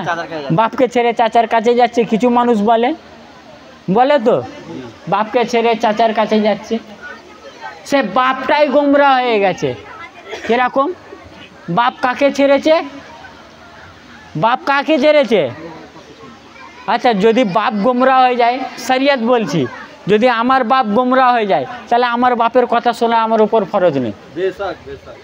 আমার বাপের কথা শোনা আমার উপরে ফরজ নেই। আমার বাপ যদি গুমরাহ হয়, আমার বাপ যদি বেঈমান হয়, আমার বাপের যদি ঈমান ঠিক থাকে না, আমার বাপ যদি মুনাফেক হয়, তাহলে আমার বাপের কথা শোনা আমার উপর ফরজ নেই। আর যদি আমি কথা না শুনি, তাহলে আমি গুনাহ করছি, তাহলে আমি কি করছি? গুনাহ করছি। আর যদি বাপের কথা না শুনি, আমি শরীয়ত মোতাবিক চলছি। তো বাপকে ছেড়ে চাচা কাছে আমরা যাচ্ছি না, বাপকে ছেড়ে চাচার কাছে আমরা যাচ্ছি না, বরং ওদের ভাষা অনুযায়ী, আস্তাগফিরুল্লাহ, ওদের ভাষায় অনুযায়ী ওরা যে চাচাকে ছেড়ে দিয়েছে, ওরা চাচার থেকে আগে বেরো, ওরা গোমরাহ হয়ে গেছে। কি আস্তাগফিরুল্লাহ! আমাদের আহলে রসুল পাক কি বললেন? আহলে বাইতের পাকের চেয়ে আগে যেও না, আগে গেলে কি হবে? ফাতাহলিকু, গুমরাহ। যারা এই 4 নম্বর দরবার ছেড়ে মণ্ডলের কাছে যাচ্ছে, তারা কি করলো? আহলে বাইতের পাক থেকে আগে বেড়ে গেল। কি করলো? আগে চলে গেল। আহলে বাইত আছে এইখানে, আর তুমি আহলে বাইতকে ছেড়ে ওই ঘরে খুঁজছো। আহলে বাইত আছে এই ঘরে বসে, তুমি খুঁজছো ওই ঘরে, তাহলে তুমি আহলে বাইতকে এইখান দিয়ে যাচ্ছেন, ধরেন এইখান দিয়ে যাচ্ছেন, আহলে বাইত পাক এইখানে বসে আছেন, আপনি এইখান দিয়ে গেলেন, ওই ঘরে গেলেন, তো আহলে বাইতকে থেকে কি হইলে? আগে চলে গেলেন, ছেড়ে চলে গেলেন। আগে বেড়ে যাওয়া মানে ছেড়ে চলে যাওয়া, ছেড়ে চলে গেলেন। তো রসুল পাক বলছেন, যারা আহলে বাইতকে ছেড়ে চলে যাবে, ফাতাহলিকু, তারা গোমরাহ হয়ে যাবে। যাদের বাপ দাদা 4 নম্বরে আসতো, যাদের বাপ দাদা 4 নম্বরে এসে হাত জড়ো করে, মাথা নিচু করে, কুকুরের মতো মাথা ঝুঁকিয়ে থাকতো, তাদের ছেলেরা 4 নম্বর ছেড়েছে, তাদের বাপ দাদা ছাড়েনি, তারা ছেড়েছে, তারা ছেড়ে তারা গোমরাহ হয়ে গেছে এবং ধ্বংস হয়ে গেছে। তারা ছেড়ে গোমরাহ হয়েছে, তারা ছেড়ে ধ্বংস হয়েছে, আমরা নয়। উল্টে যারা তাদেরকে ছেড়ে 4 নম্বরে এসেছে, তারা হেদায়েতের উপর আছে। কারণ ইনাদের হুকুম পাক মানা হচ্ছে ফরজ, ইনাদের আনুগত্য করা হচ্ছে কুরআন হাদিস মোতাবিক। যারা ইনাদের আনুগত্য করছে, তারা কুরআন ও হাদিস মোতাবিক কাজ করছে। তারপরে লাইনে কি বলেছেন রসুল পাক? ফালা তাকসিরুহুমা, ফালা তাকসিরুহুমা, তোমরা তাদের থেকে পেছনে রয়ে যেও না। কি? তাদেরকে ছেড়ে দিও না, তাদের পেছনে রয়ে যেও না। যদি আহলে বাইতের পেছনে থাকো, তাদেরকে ছেড়ে দাও, ফাতাহলিকু, তোমরা গোমরাহ হয়ে যাবে। তোমরা কি হয়ে যাবে? গোমরাহ হয়ে যাবে। এই আয়াতটা, এই হাদিস পাকটা কত ইম্পর্টেন্ট হাদিস দেখেন। শরিয়ত কার কাছ থেকে নিতে হবে? রসুল পাক বললেন কুরআন আর আহলে বাইত থেকে শরিয়ত নিতে হবে। কার আগে যাওয়া যাবে না? কার আগে? কুরআন আর আহলে বাইতের আগে যাওয়া যাবে না। কার পেছনে থাকা যাবে না? কুরআন আর আহলে বাইতের পেছনে থাকা যাবে না। কাকে শিক্ষা দেওয়া যাবে না? কুরআন আর আহলে বাইতকে। কারণ তারা বেশি জানে। তো যারা শরিয়ত বেশি জানে, শরিয়ত তার কাছ থেকে নেব। তো কি যারা 12 বছর মাদ্রাসায় পড়ার পর শরিয়ত শিখেছে তাদের কাছ থেকে না। দেখেন উর্দুতে একটা শব্দ আছে, কি শব্দ আছে? তালিম। কি শব্দ? তালিম। তালিমের বাংলা অর্থ হচ্ছে শিক্ষা দেওয়া এবং শিক্ষা নেওয়া। বাংলা অর্থ কি? শিক্ষা দেওয়া আর শিক্ষা নেওয়াকে উর্দুতে তালিম বলে। তালিমে কটা অক্ষর আছে? 5খানা। তা, আইন, লাম, ইয়া, মিম। কটা? 5খানা। আচ্ছা, এই 5খানা অক্ষর তালিমে এই 5টা রাজ লুকোনো আছে। রাজ আছে। প্রথম 5টা অক্ষর তালিম। আর পঞ্চাতন পাক কটা? পঞ্চাতন পাক কয়জন? 5 জন। আর তালিমের ভেতরে কটা অক্ষর লুকানো আছে? 5টা। তাই আল্লাহ কি শিক্ষা দিচ্ছে? যে তালিম নিতে হলে 5 জনের কাছ থেকে নিতে হবে। তালিম নিতে হলে 5 জনের কাছ থেকে নিতে। এবার মজার বিষয় থাকে, 5টা অক্ষর আপনি টাটাকে বাদ দেন, কটা থাকে? 4টে। আইন, লাম, ইয়া, মিম। কি হলো? আলিম। আলিম। আলিম মানে হচ্ছে জ্ঞানী ব্যক্তি। তো তালিম নিলেও তবে আলিম হবে। ঠিক আছে? এবার সেই 4টের অক্ষর থেকে একটা অক্ষর বাদ দেন, মিম। কটা রইল? 3টে। কি কি? আইন, লাম, ইয়া। কি হলো? আলি। কি হলো? আলি। তো আল্লাহ বলছেন যা মুল্লা আলিম তারা হবে। আলিম জ্ঞানী কারা হবে? যারা আলীর কাছ থেকে জ্ঞান অর্জন করবে তারা হবে আলিম।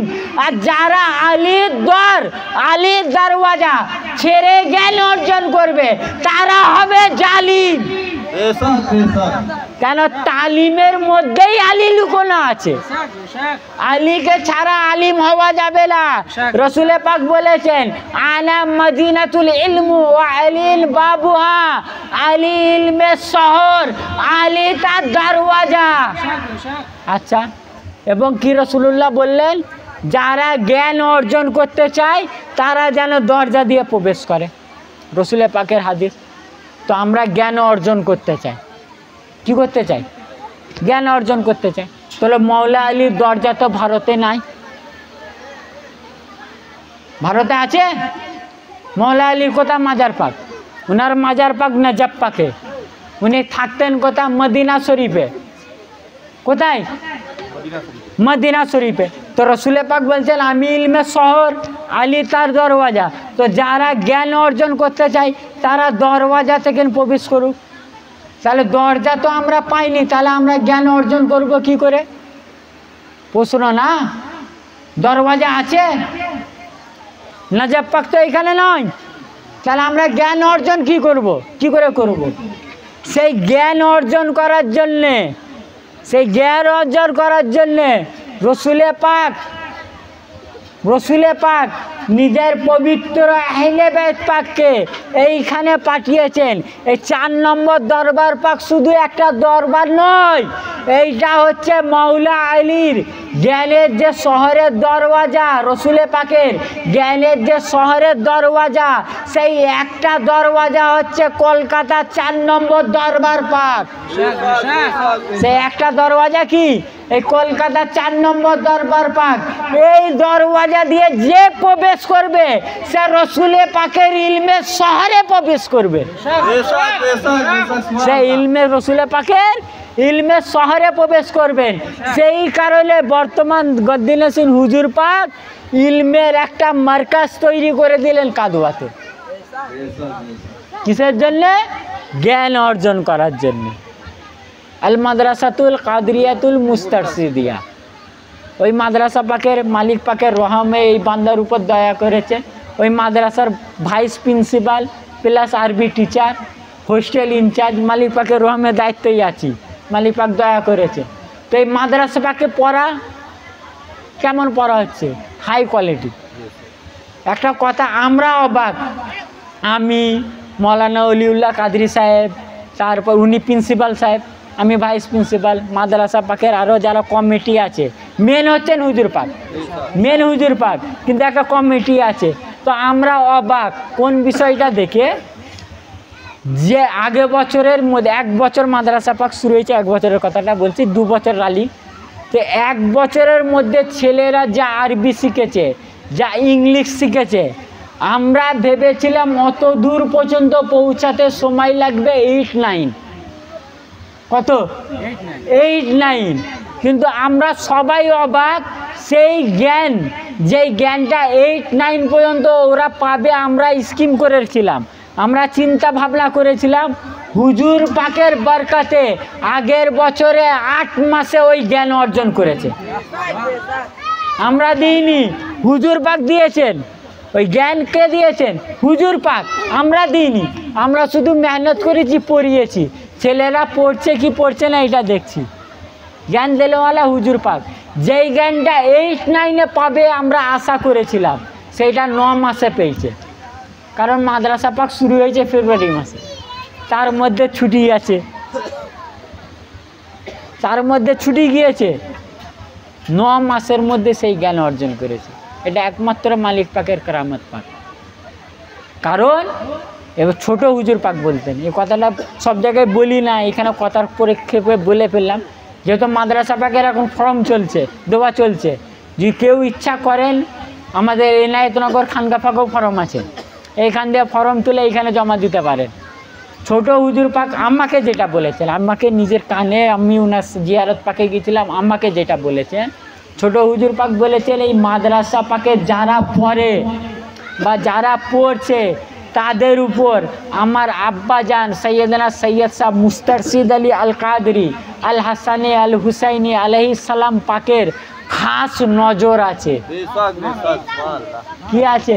খাস নজর।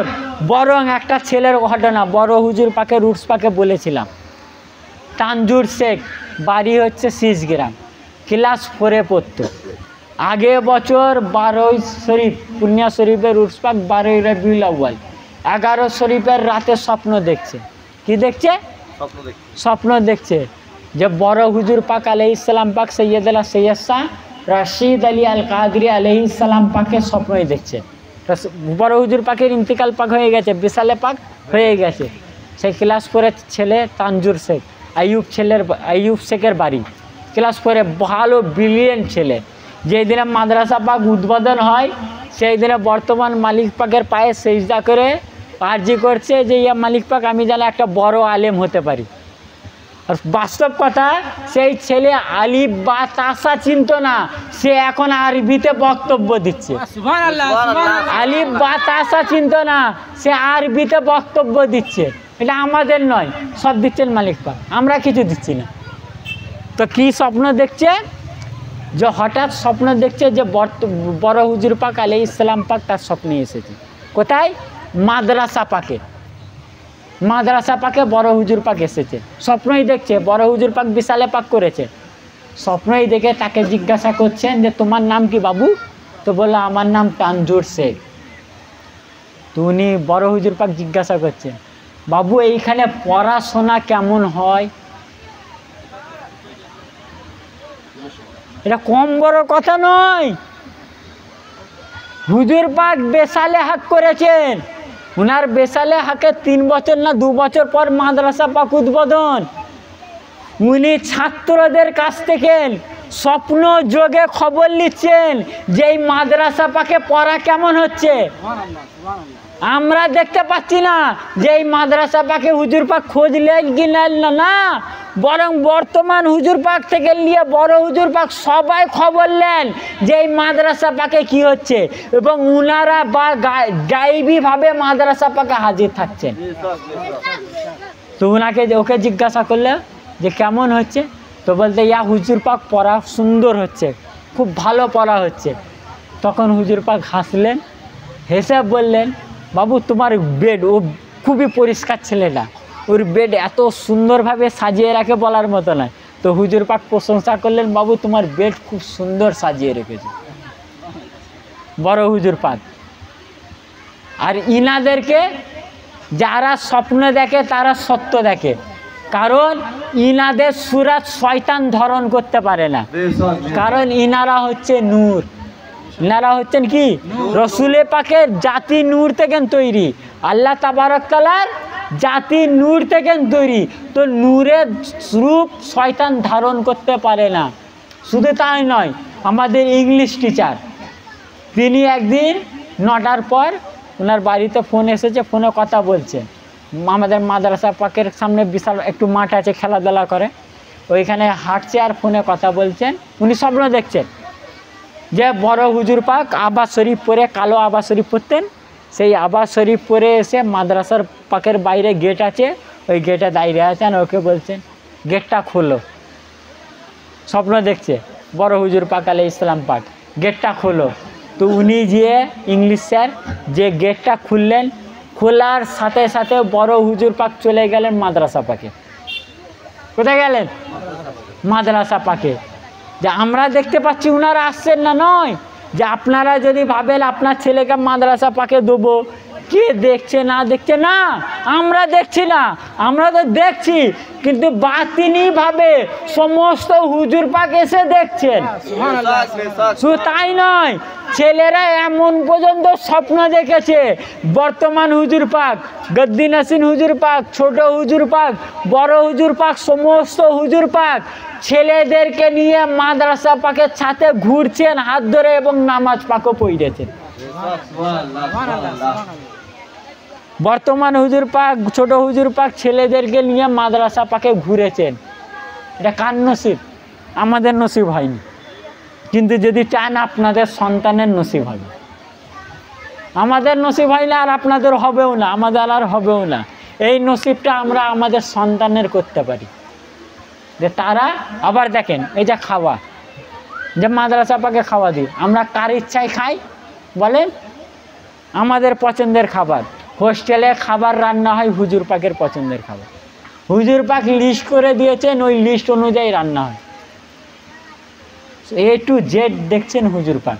তো বেশি বলি না, বলতে বারণ আছে, বেশি বলি না, সংক্ষেপে বললাম। যেহেতু এইখানে সব পীর ভাই, আমার পীর ভাইদেরকে বলবো না তো কাকে বলবো?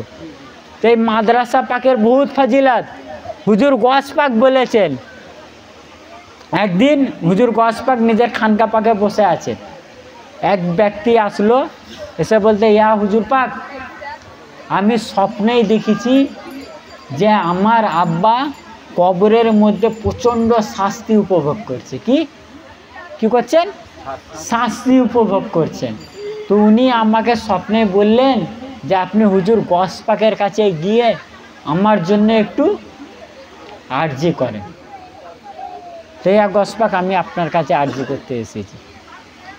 তো হুজুর গস পাক বলে, তোমার আব্বা কি কোনোদিন আমার মাদ্রাসার পাশ থেকে গিয়েছে? কি বলেন? যে আমার মাদ্রাসার পাশ থেকে কি গিয়েছেন? তখন উনি বলেন, আমি জানি না।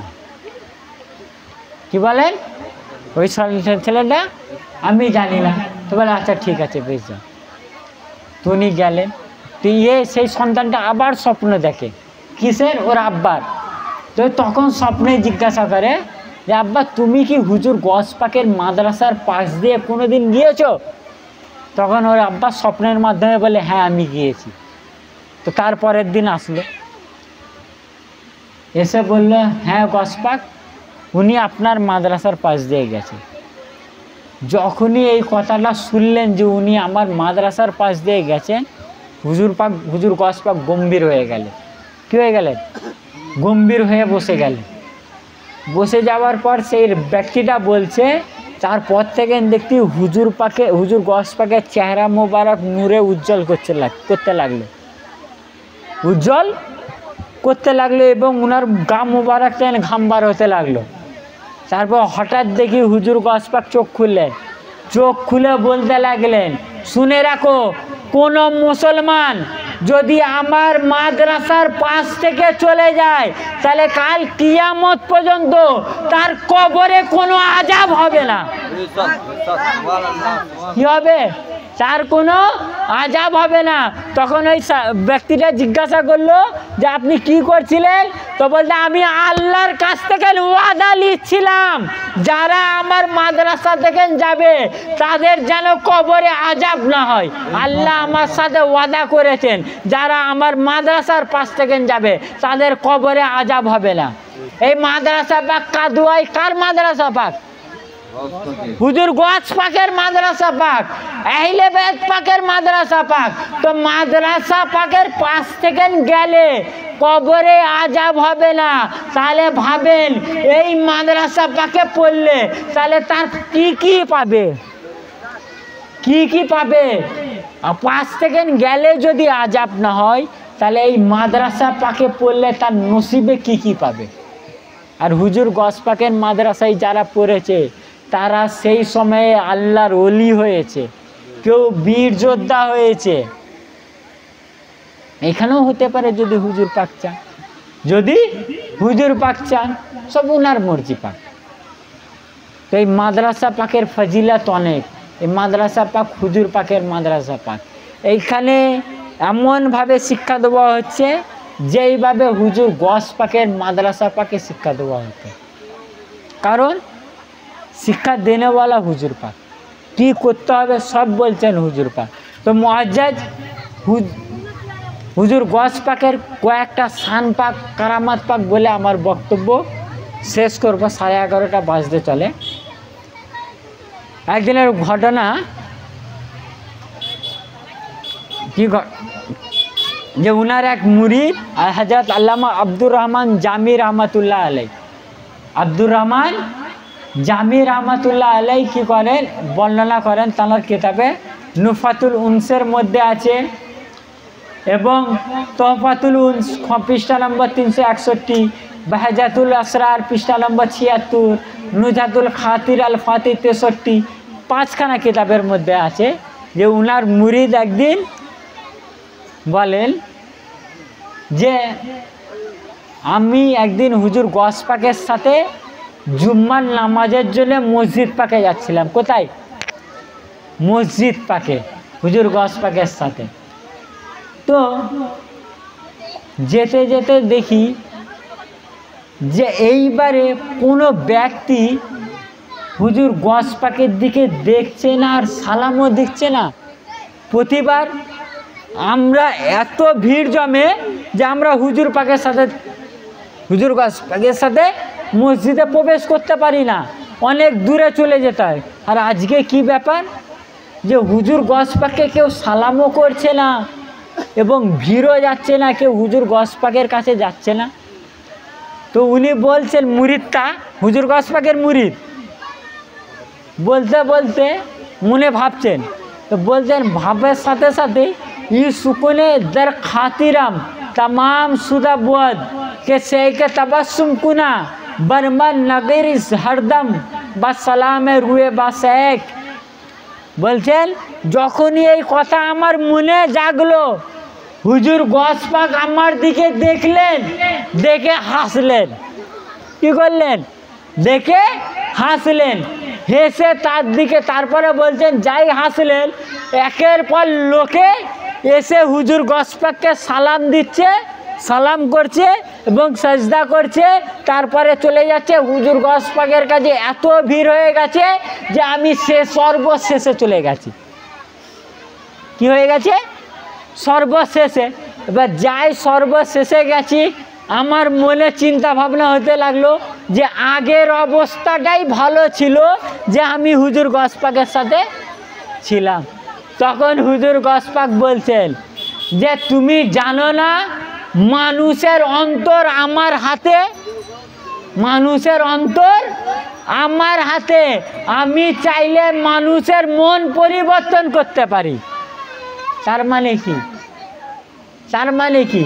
হুজুর গস পাক আমাদের বর্তমান হুজুর পাকগণ, আহলে বাইত পাকগণ সমস্ত মানুষের অন্তরের খবর রাখেন। আপনি অন্তরে যা ভাববেন হুজুর পাক সেইটা জানেন। এবং সেই অন্তরের কথাকে ঘোরাতেও পারেন, কারণ আমাদের এই অন্তর আমাদের কবজায় নয়। হুজুর পাকগণ চাইলে নিজের কবজায় এই অন্তর নিয়ে নিতে পারেন। এই দরবার কি দরবার? এই দরবার পাকে আপনি যা চাইবেন, এই দরবার পাকে আপনি যা চাইবেন তাই পাবেন।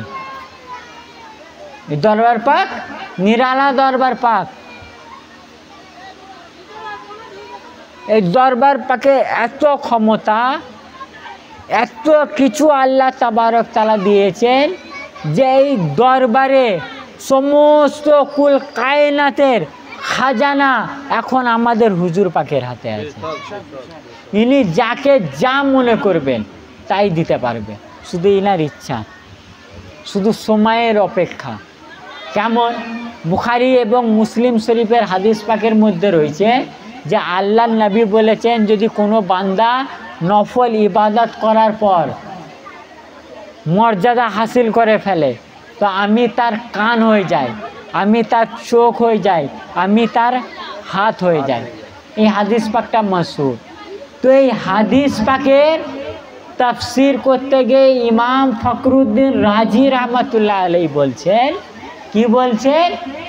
যে আল্লাহ যে বলছেন যে আমি তার চোখ হয়ে যাই, আমি তার কান হয়ে যাই, আমি তার হাত হয়ে যাই, বলতে যে আমি তার কান হয়ে যাই অর্থাৎ আমার নূর তার কান হয়ে যায়, আমার নূর তার কান হয়ে যায়। যখন আমার নূর তার কান হয়ে যায়, ইমাম ফখরুদ্দিন রাজি বলছেন, তখন সেই ব্যক্তি কাছের আর দূরের শুনতে পায়।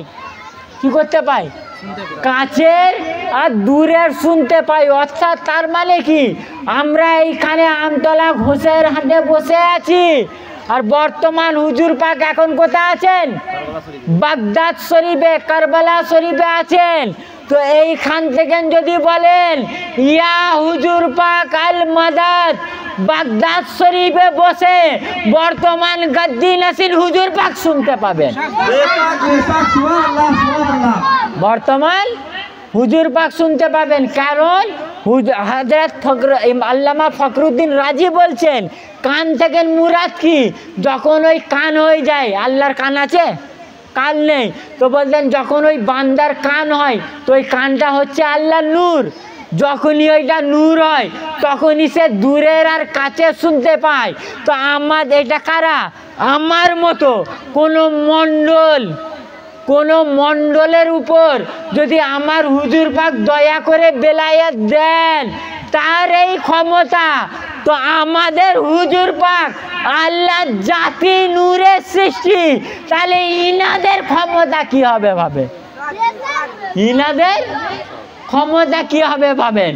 তারপরে ইমাম ফখরুদ্দিন রাজি তারপরে বলছেন ওই যে এই নূর পাক চোখ হয়ে যায়, যে আল্লাহ বললেন যে আমি তার চোখ হয়ে যাই, এর থেকে মুরাদ সেই চোখটা আল্লাহ নূর হয়ে যায়। তখন যখন নূর হয়ে যায় তখন সেই ব্যক্তি দূরের এবং কাছের সমান সব কিছু দেখতে পায়। তার মানে কি, আমি এইখানে বসে আছি, আমি হুজুর পাকের দোয়ায় কোনো মণ্ডল বেলায়েত পেয়ে গেল, কোনো মণ্ডল বেলায়েত পেয়ে গেল, তো সে ঘরে বসে ওর মুরিদ বাংলাদেশে কি করছে দেখতে পাবে, কি হচ্ছে দেখতে পাবে। তো এটা যদি কোনো মণ্ডলের ক্ষমতা হয়, তাহলে আমাদের হুজুর পাক বাগদাদ শরীফে বসে শুধু এইখানে ঘোষের হাটের মুরিদকে নয়, বাগদাদ শরীফে বসে একই সময় উনার সমস্ত দুনিয়ায় যত মুরিদ আছে সবাইকে দেখতে পাবে বাগদাদ শরীফে বসে। কারণ হুজুর গস পাক বলেছেন, কি বলেছেন? আমি সমস্ত পৃথিবীকে এই হাতের তালুতে সরষের দানার পরিমাণ দেখি। সেই গস পাকেরই গস হচ্ছেন বর্তমান গদ্দি নসিন হুজুর পাক। তারপরে কি বললেন? আমি তার, আল্লাহ কি বললেন? আমি তার হাত হয়ে যাই। কি হয়ে যায়? হাত হয়ে যায়। তো ইমাম ফখরুদ্দিন রাজি বলছেন যখন আল্লাহর নূর সেই বান্দার হাত হয়ে যায় তখন সেই বান্দা দূর এবং কাছ থেকে মানুষের কষ্ট দুঃখ দূর করতে পারে। আপনি এইখানে বসে আছেন, আপনার খুব মুসিবত, আপনার উপর খুব আল্লাহ মুসিবত দিয়েছেন, আপনি মুসিবতে পড়ে আছেন, বলছেন, ডাকছেন, ইয়া হুজুর পাক। হুজুর পাক তো দেখতে পাচ্ছেন আপনার কত লাখ যন্ত্রণা, কত লাখ মুসিবত, ইনারা দেখতে পান। ইনাদের যতক্ষণ না ডাকবেন ইনারা সাহায্য করবেন না। কি করবেন না? সাহায্য করবেন না। ইনারা দেখতে পাচ্ছেন আপনি ব্যথায় ছটকাচ্ছেন, দেখতে পাচ্ছেন, আপনি যদি তখন বলেন ইয়া হুজুর পাক আল মাদাদ, ইয়া হুজুর পাক আমাকে সাহায্য করেন, ইনি 4 নম্বর পাকে বসে আছেন, আপনি ঘোষের হাত থেকে বলছেন। যখন আল্লাহ বললেন যে আমার হাত, আমি তাদের হাত হয়ে যায়, অর্থাৎ ওই হাতটা যখন নূর হয়ে যায়, ইমাম ফখরুদ্দিন রাজি বলছেন ওনারা দূর এবং কাছে সমস্ত জায়গা থেকে কষ্ট দূর করতে পারেন। তো যখন আপনি এই ঘোষের হাত থেকে বসে বলবেন ইয়া হুজুর পাক আল মাদাদ, তো হুজুর পাক 4 নম্বর থেকে পাক থেকে বসে থেকে এই ঘোষের হাটের মুরিদের দুঃখ কষ্ট দূর করবেন। কি করবেন? দুঃখ কষ্ট দূর করে দেবেন। কারণ ইনারা কেন হাতটা কেন হবে? আল্লাহ হাত কেন হয়ে যাবে? ওইটা কেন হবে?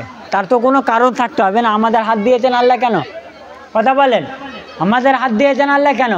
পড়ালেখা করার জন্যে, খাবার জন্যে, নিজের প্রয়োজন মেটাবার জন্য আল্লাহ দিয়েছেন। তো আল্লাহ বলছেন আমি সেই বান্দার, ওলি বান্দার হাত হয়ে যায়, কেন হবে? এই কারণে হবে যে তার মুরিদের দুঃখ কষ্টে সাহায্য করতে পারে। নাহলে আল্লাহ হাত হয়ে কি করবে? তার তো হাত রয়েছে, আমার তো হাত রয়েছে, আল্লাহর ওলির তো হাত রয়েছে। তো আল্লাহ স্পেশালভাবে হাত হচ্ছেন কেন? একটাই কারণ, যে মুরিদের দুঃখ কষ্ট দূর করতে পারে। তো মজ্জাদ যা মুসিবতে ইয়া শেখ আব্দুল কাদের সাইয়াল্লিল্লাহ পড়বেন, সঙ্গে সঙ্গে মুসিবত দূর হবে। তো কি দেখেন, হুজুর গস পাকের একটা কারামা। এক ব্যক্তি হুজুর গস পাকের কি করলো? খিদমত পাকে আসলো। খিদমত পাকে এসে বলতে সে হাজাল বাবুল আলী কিবলাতুল হাজাত ওয়া মালজাউল নাজাত। আমরা 4 নম্বর পাকে যে বলি না, ইয়া হুজুর পাক আমার সন্তান আইলে আমাকে একটা সন্তান দেন, ইয়া হুজুর পাক আমার রুজি রোজগার নেই, আমাকে রুজি রোজগার দেন, ইয়া হুজুর পাক সামনে আমার পরীক্ষা, আমি যেন পরীক্ষায় পাস করতে পারি, হুজুর পাকের কাছে আর্জি করি। তো ঠিক সেই রকম এক ব্যক্তি যে বলছে হাজাল বাবুল আলী, এই দরজা, এই দরবার উচ্চ মর্যাদাওয়ালা, কিবলাতুল হাজাত সমস্ত ইচ্ছা পূরণ করনেওয়ালা, ও মালজাউন নাজাত নাজাত দেনেওয়ালা। ঠিক সেই রকমই এই 4 নম্বর দরবার পাকটা হচ্ছে হুজুর গস পাকের ঘর, হুজুর গস পাকের ঘর মুবারক। এই ঘর মুবারক, এই 4 নম্বর পাকটাও হচ্ছে হাজত পূরণ করনেওয়ালা একটা দরজা, হাজত পূরণ করনেওয়ালা একটা দরজা। তো যখনই এই ব্যক্তিটা বলল, তো হুজুর গস পাক তো আবার বলছে ওই ব্যক্তি, ফানাল আলতাজি ইলাহি ওয়া আতলুবু ওয়ালাদান যাকারান, যে ইয়া হুজুর গস পাক আমি এসেছি আপনার কাছে এই ইলতিজা নিয়ে, এই আরজি নিয়ে, যে আমি আপনার কাছে আতলুবু, আতলুবু আমরা যে হুজুর গস পাকের কাছে চাই তো বলে শিরক বেদাত, দেখেন কেতাবের মধ্যে আছে, চাওয়া যাবে। হুজুর গস পাককে বলছেন আমি আপনার কাছে একটা সন্তান চাইতে এসেছি, ওয়ালাদান একটা বেটা ছেলে চাইতে এসেছি, বেটা ছেলে সন্তান চাইতে এসেছি। যখনই এই কথা বললেন তখন হুজুর গস পাক বলেন তালাবতু মিনাল্লাহি আন ইউতিয়াকা মা তুরিদ, যে আমি আল্লাহর কাছে চেয়েছি তুমি যেটা চাও যেন সেটা হয়। ইনারা তো আর বলেন না যে আমি দিচ্ছি, ইনারা সমস্ত কিছু হুজুর পাকগণ সমস্ত কিছু নিষ্পাত করে দেন আল্লাহর দিকে। দিচ্ছেন ইনারাই, দিচ্ছেন ইনারাই, কিন্তু নিষ্পাত করবেন আল্লাহর কাছে। তো তো হুজুর গস পাক বললেন যে আমি আল্লাহর কাছে তোমার জন্য একটা চেয়েছি, কি যে আল্লাহকে বলেছি তুমি যা চাও যেন সেইটাই হয়। তো তার কিছুদিন পর সে ব্যক্তি কি করলো, সে ব্যক্তি ঘরে এসলো, ঘরে এসে দেখে যে তার কন্যা সন্তান জন্ম নিয়েছে। কি সন্তান? কন্যা সন্তান জন্ম নিয়েছে। তো এবার ঘরে এসে কিছুদিন পর দেখে ঘরে কন্যা সন্তান জন্ম হয়েছে। তো এবার এর মন খারাপ, কেন? সে তো হুজুর গস পাকের কাছে বেটা ছেলে চেয়েছে, একটা ছেলে একটা পুত্র সন্তান চেয়েছে, এ তো কন্যা সন্তান জন্ম হয়েছে। তো এর মন খারাপ। এ কী করলে, একটা সাদা কাপড়ে মুড়িয়ে হুজুর গস পাকের কাছে নিয়ে গেছে। কার কাছে? হুজুর গস পাকের কাছে। যে বলতে, ইয়া হুজুর পাক, আমি তো কন্যা সন্তান চাইনি, আমি তো পুত্র সন্তান চাইছি, তো আমার কন্যা সন্তান হলো কেন? আমার কন্যা সন্তান হলো কেন? আমি তো পুত্র সন্তান চেয়েছি। আরে গস পাক, আপনি তো দোয়া করলেন, আপনি তো বললেন যে আমি আল্লাহর কাছে চেয়েছি যে তুমি যা চাও যেন সেটা হয়, তো আমি তো পুত্র সন্তান চেয়েছি, এই কন্যা সন্তান হলো কি করে? তখন হুজুর গস পাক বললেন, ফি আদিয়া ইলাল বাইতে ও তারা এটা। তারপরে হুজুর গস পাক বলছেন, ফলাফা ওয়াখাদা ওয়াদ্দা ইলাল বাইত ফাইদা হিয়া ওয়ালাদুন জাকারুন ইকুদরাতিল্লাহি তাআলা। তখন হুজুর গস পাক বলছেন যে তুমি এই সন্তানকে আবার ভালো করে কাপড়ে মুড়ে নিয়ে যাও বাড়িতে, বাড়িতে নিয়ে গিয়ে দেখো আল্লাহর কুদরত, নিয়ে গিয়ে দেখো আল্লাহর কুদরত। যখনই সে বাড়িতে নিয়ে গেল, বাড়ি নিয়ে গিয়ে সে চাদরটা খুলে দেখছে কন্যা সন্তানের জায়গায় পুত্র সন্তান। কি দেখছে? কন্যা সন্তানের জায়গায় পুত্র সন্তান। এটা কি হুজুর গস পাক? এটা কি হুজুর গস পাকের কারামাত। আল্লাহ দিয়েছেন কন্যা সন্তান। আল্লাহ কি দিয়েছেন বলেন? কন্যা সন্তান। জন্ম নেবার পর হুজুর গস পাকের কাছে এসেছেন, হুজুর গস পাক সেই কন্যা সন্তানকে পুত্র সন্তান করে দিয়েছেন। এই হচ্ছে ক্ষমতা কার? হুজুর গস পাকের। ইনি যদি মনে করেন তো এক্ষুনি সেইটা করে দেবেন। এই হচ্ছে পাওয়ার। শুধু তাই নয়, এক ব্যক্তি, এক মহিলা হুজুর গস পাকের কাছে এসেছেন, এসে বলছেন যে আমি আপনার কাছে এসেছি, আমার বাচ্চা নাই, আমার সন্তান হয় না, তো আমাকে একটা সন্তান দিন। কি করেন? আমাকে একটা সন্তান দিন। তো হুজুর গস পাক বলছেন যে উনি চোখ বন্ধ করলেন, চোখ বন্ধ করার পর বলছেন যে আমি লোহে মাহফুজ দেখে নিয়েছি। কি লোহে মাহফুজ? যেটা আরশে আছে। হুজুর গস পাক বলছেন আমি লোহে মাহফুজ দেখে নিয়েছি, তোমার একটাও সন্তান লেখা নাই, তোমার একটাও সন্তান লেখা নাই। সেই মহিলাটা এসে যখন হুজুর গস পাকের কাছে সন্তান চাইলো, হুজুর গস পাক বলছেন আমি লোহে মাহফুজ দেখে নিয়েছি, তোমার একটাও সন্তান লেখা নাই। তখন সেই মহিলাটা দুঃখিত হলো, ব্যথা পেল। ব্যথা পেয়ে বললে, ইয়া হুজুর গস পাক, আমার তো সন্তান লাগবেই, আমার একটা সন্তান লাগবেই। তো হুজুর গস পাক বললেন ঠিক আছে। হুজুর গস পাক ও আসমানের দিকে বলছেন, এ আল্লাহ, কটা? ফাসআলা লাহু আইয়ুতিয়াহা ওয়ালাদাইনি। হুজুর গস পাক তখন আল্লাহর কাছে চাইলেন কটা? দুটো সন্তান, যে আল্লাহ তোমাকে দুটো সন্তান দান করেন। কটা বলেন?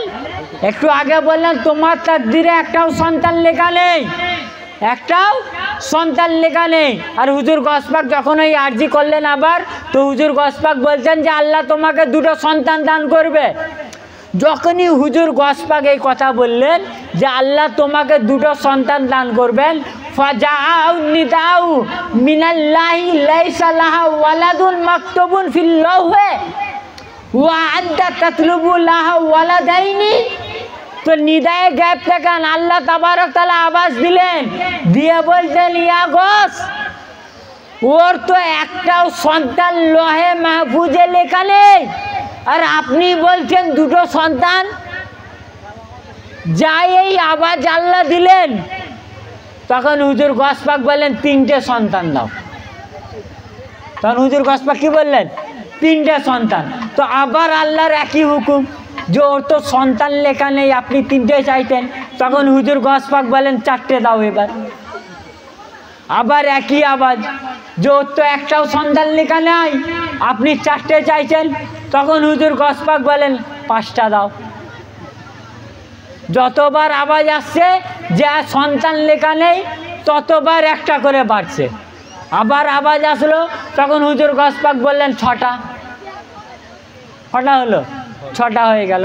6 নম্বর যখন বললেন আবার আওয়াজ, তো হুজুর গস পাক 7টা বলে দিলেন। যখনই 7টা বললেন, আসমান থেকে আওয়াজ আসছে, ফাজাআন নিদাউ ইয়াকফি ইয়া গস, হে গস আপনি এবার থামেন, এইটাই যথেষ্ট। তারপরে বিহাদিল বুসারাতি হাজাতিল বুসারাতি ইলাইয়া বিইতাইল্লাহি লিসাবাতান আউলাদিন যাকুরান।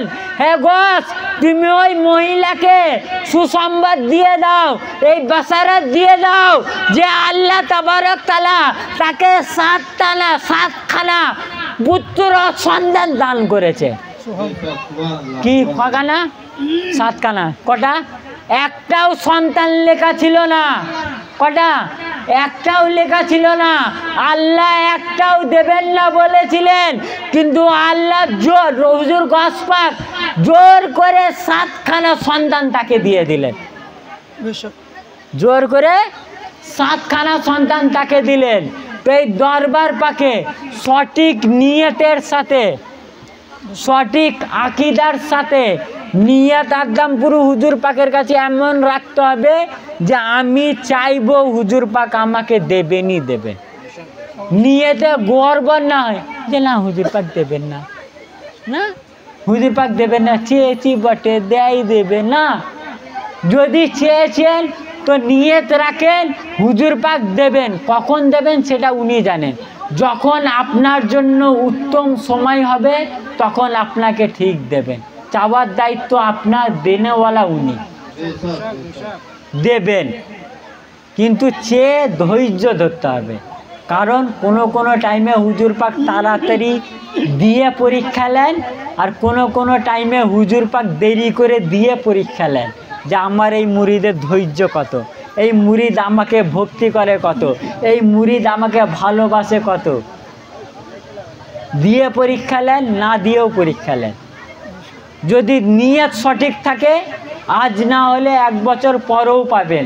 আর যখন পাবেন তখন বুঝবেন যে এটা দেরি করে দেয়নি, এই 1 বছরের পর যে দিয়েছেন এই সময়টার জন্য আমার উপযুক্ত সময় ছিল। এটা পাবার আমার উপযুক্ত সময় ছিল বলে আমাকে এই টাইমে দিয়েছেন, সেই টাইমে আমি এর উপযুক্ত ছিলাম না। তো যাই হোক, মুআজ্জাজ সামিয়া ইকরাম মৌলানা সাহেব এসেছেন, উনি খানিকক্ষণ ওয়াজ করবেন। তো তাই আমি আমার বক্তব্য এখানেই শেষ করছি। ওয়া মা আলাইনা ইল্লাল বালাগ। আসসালামু আলাইকুম ওয়া রাহমাতুল্লাহি ওয়া বারাকাতুহু। হ্যাঁ।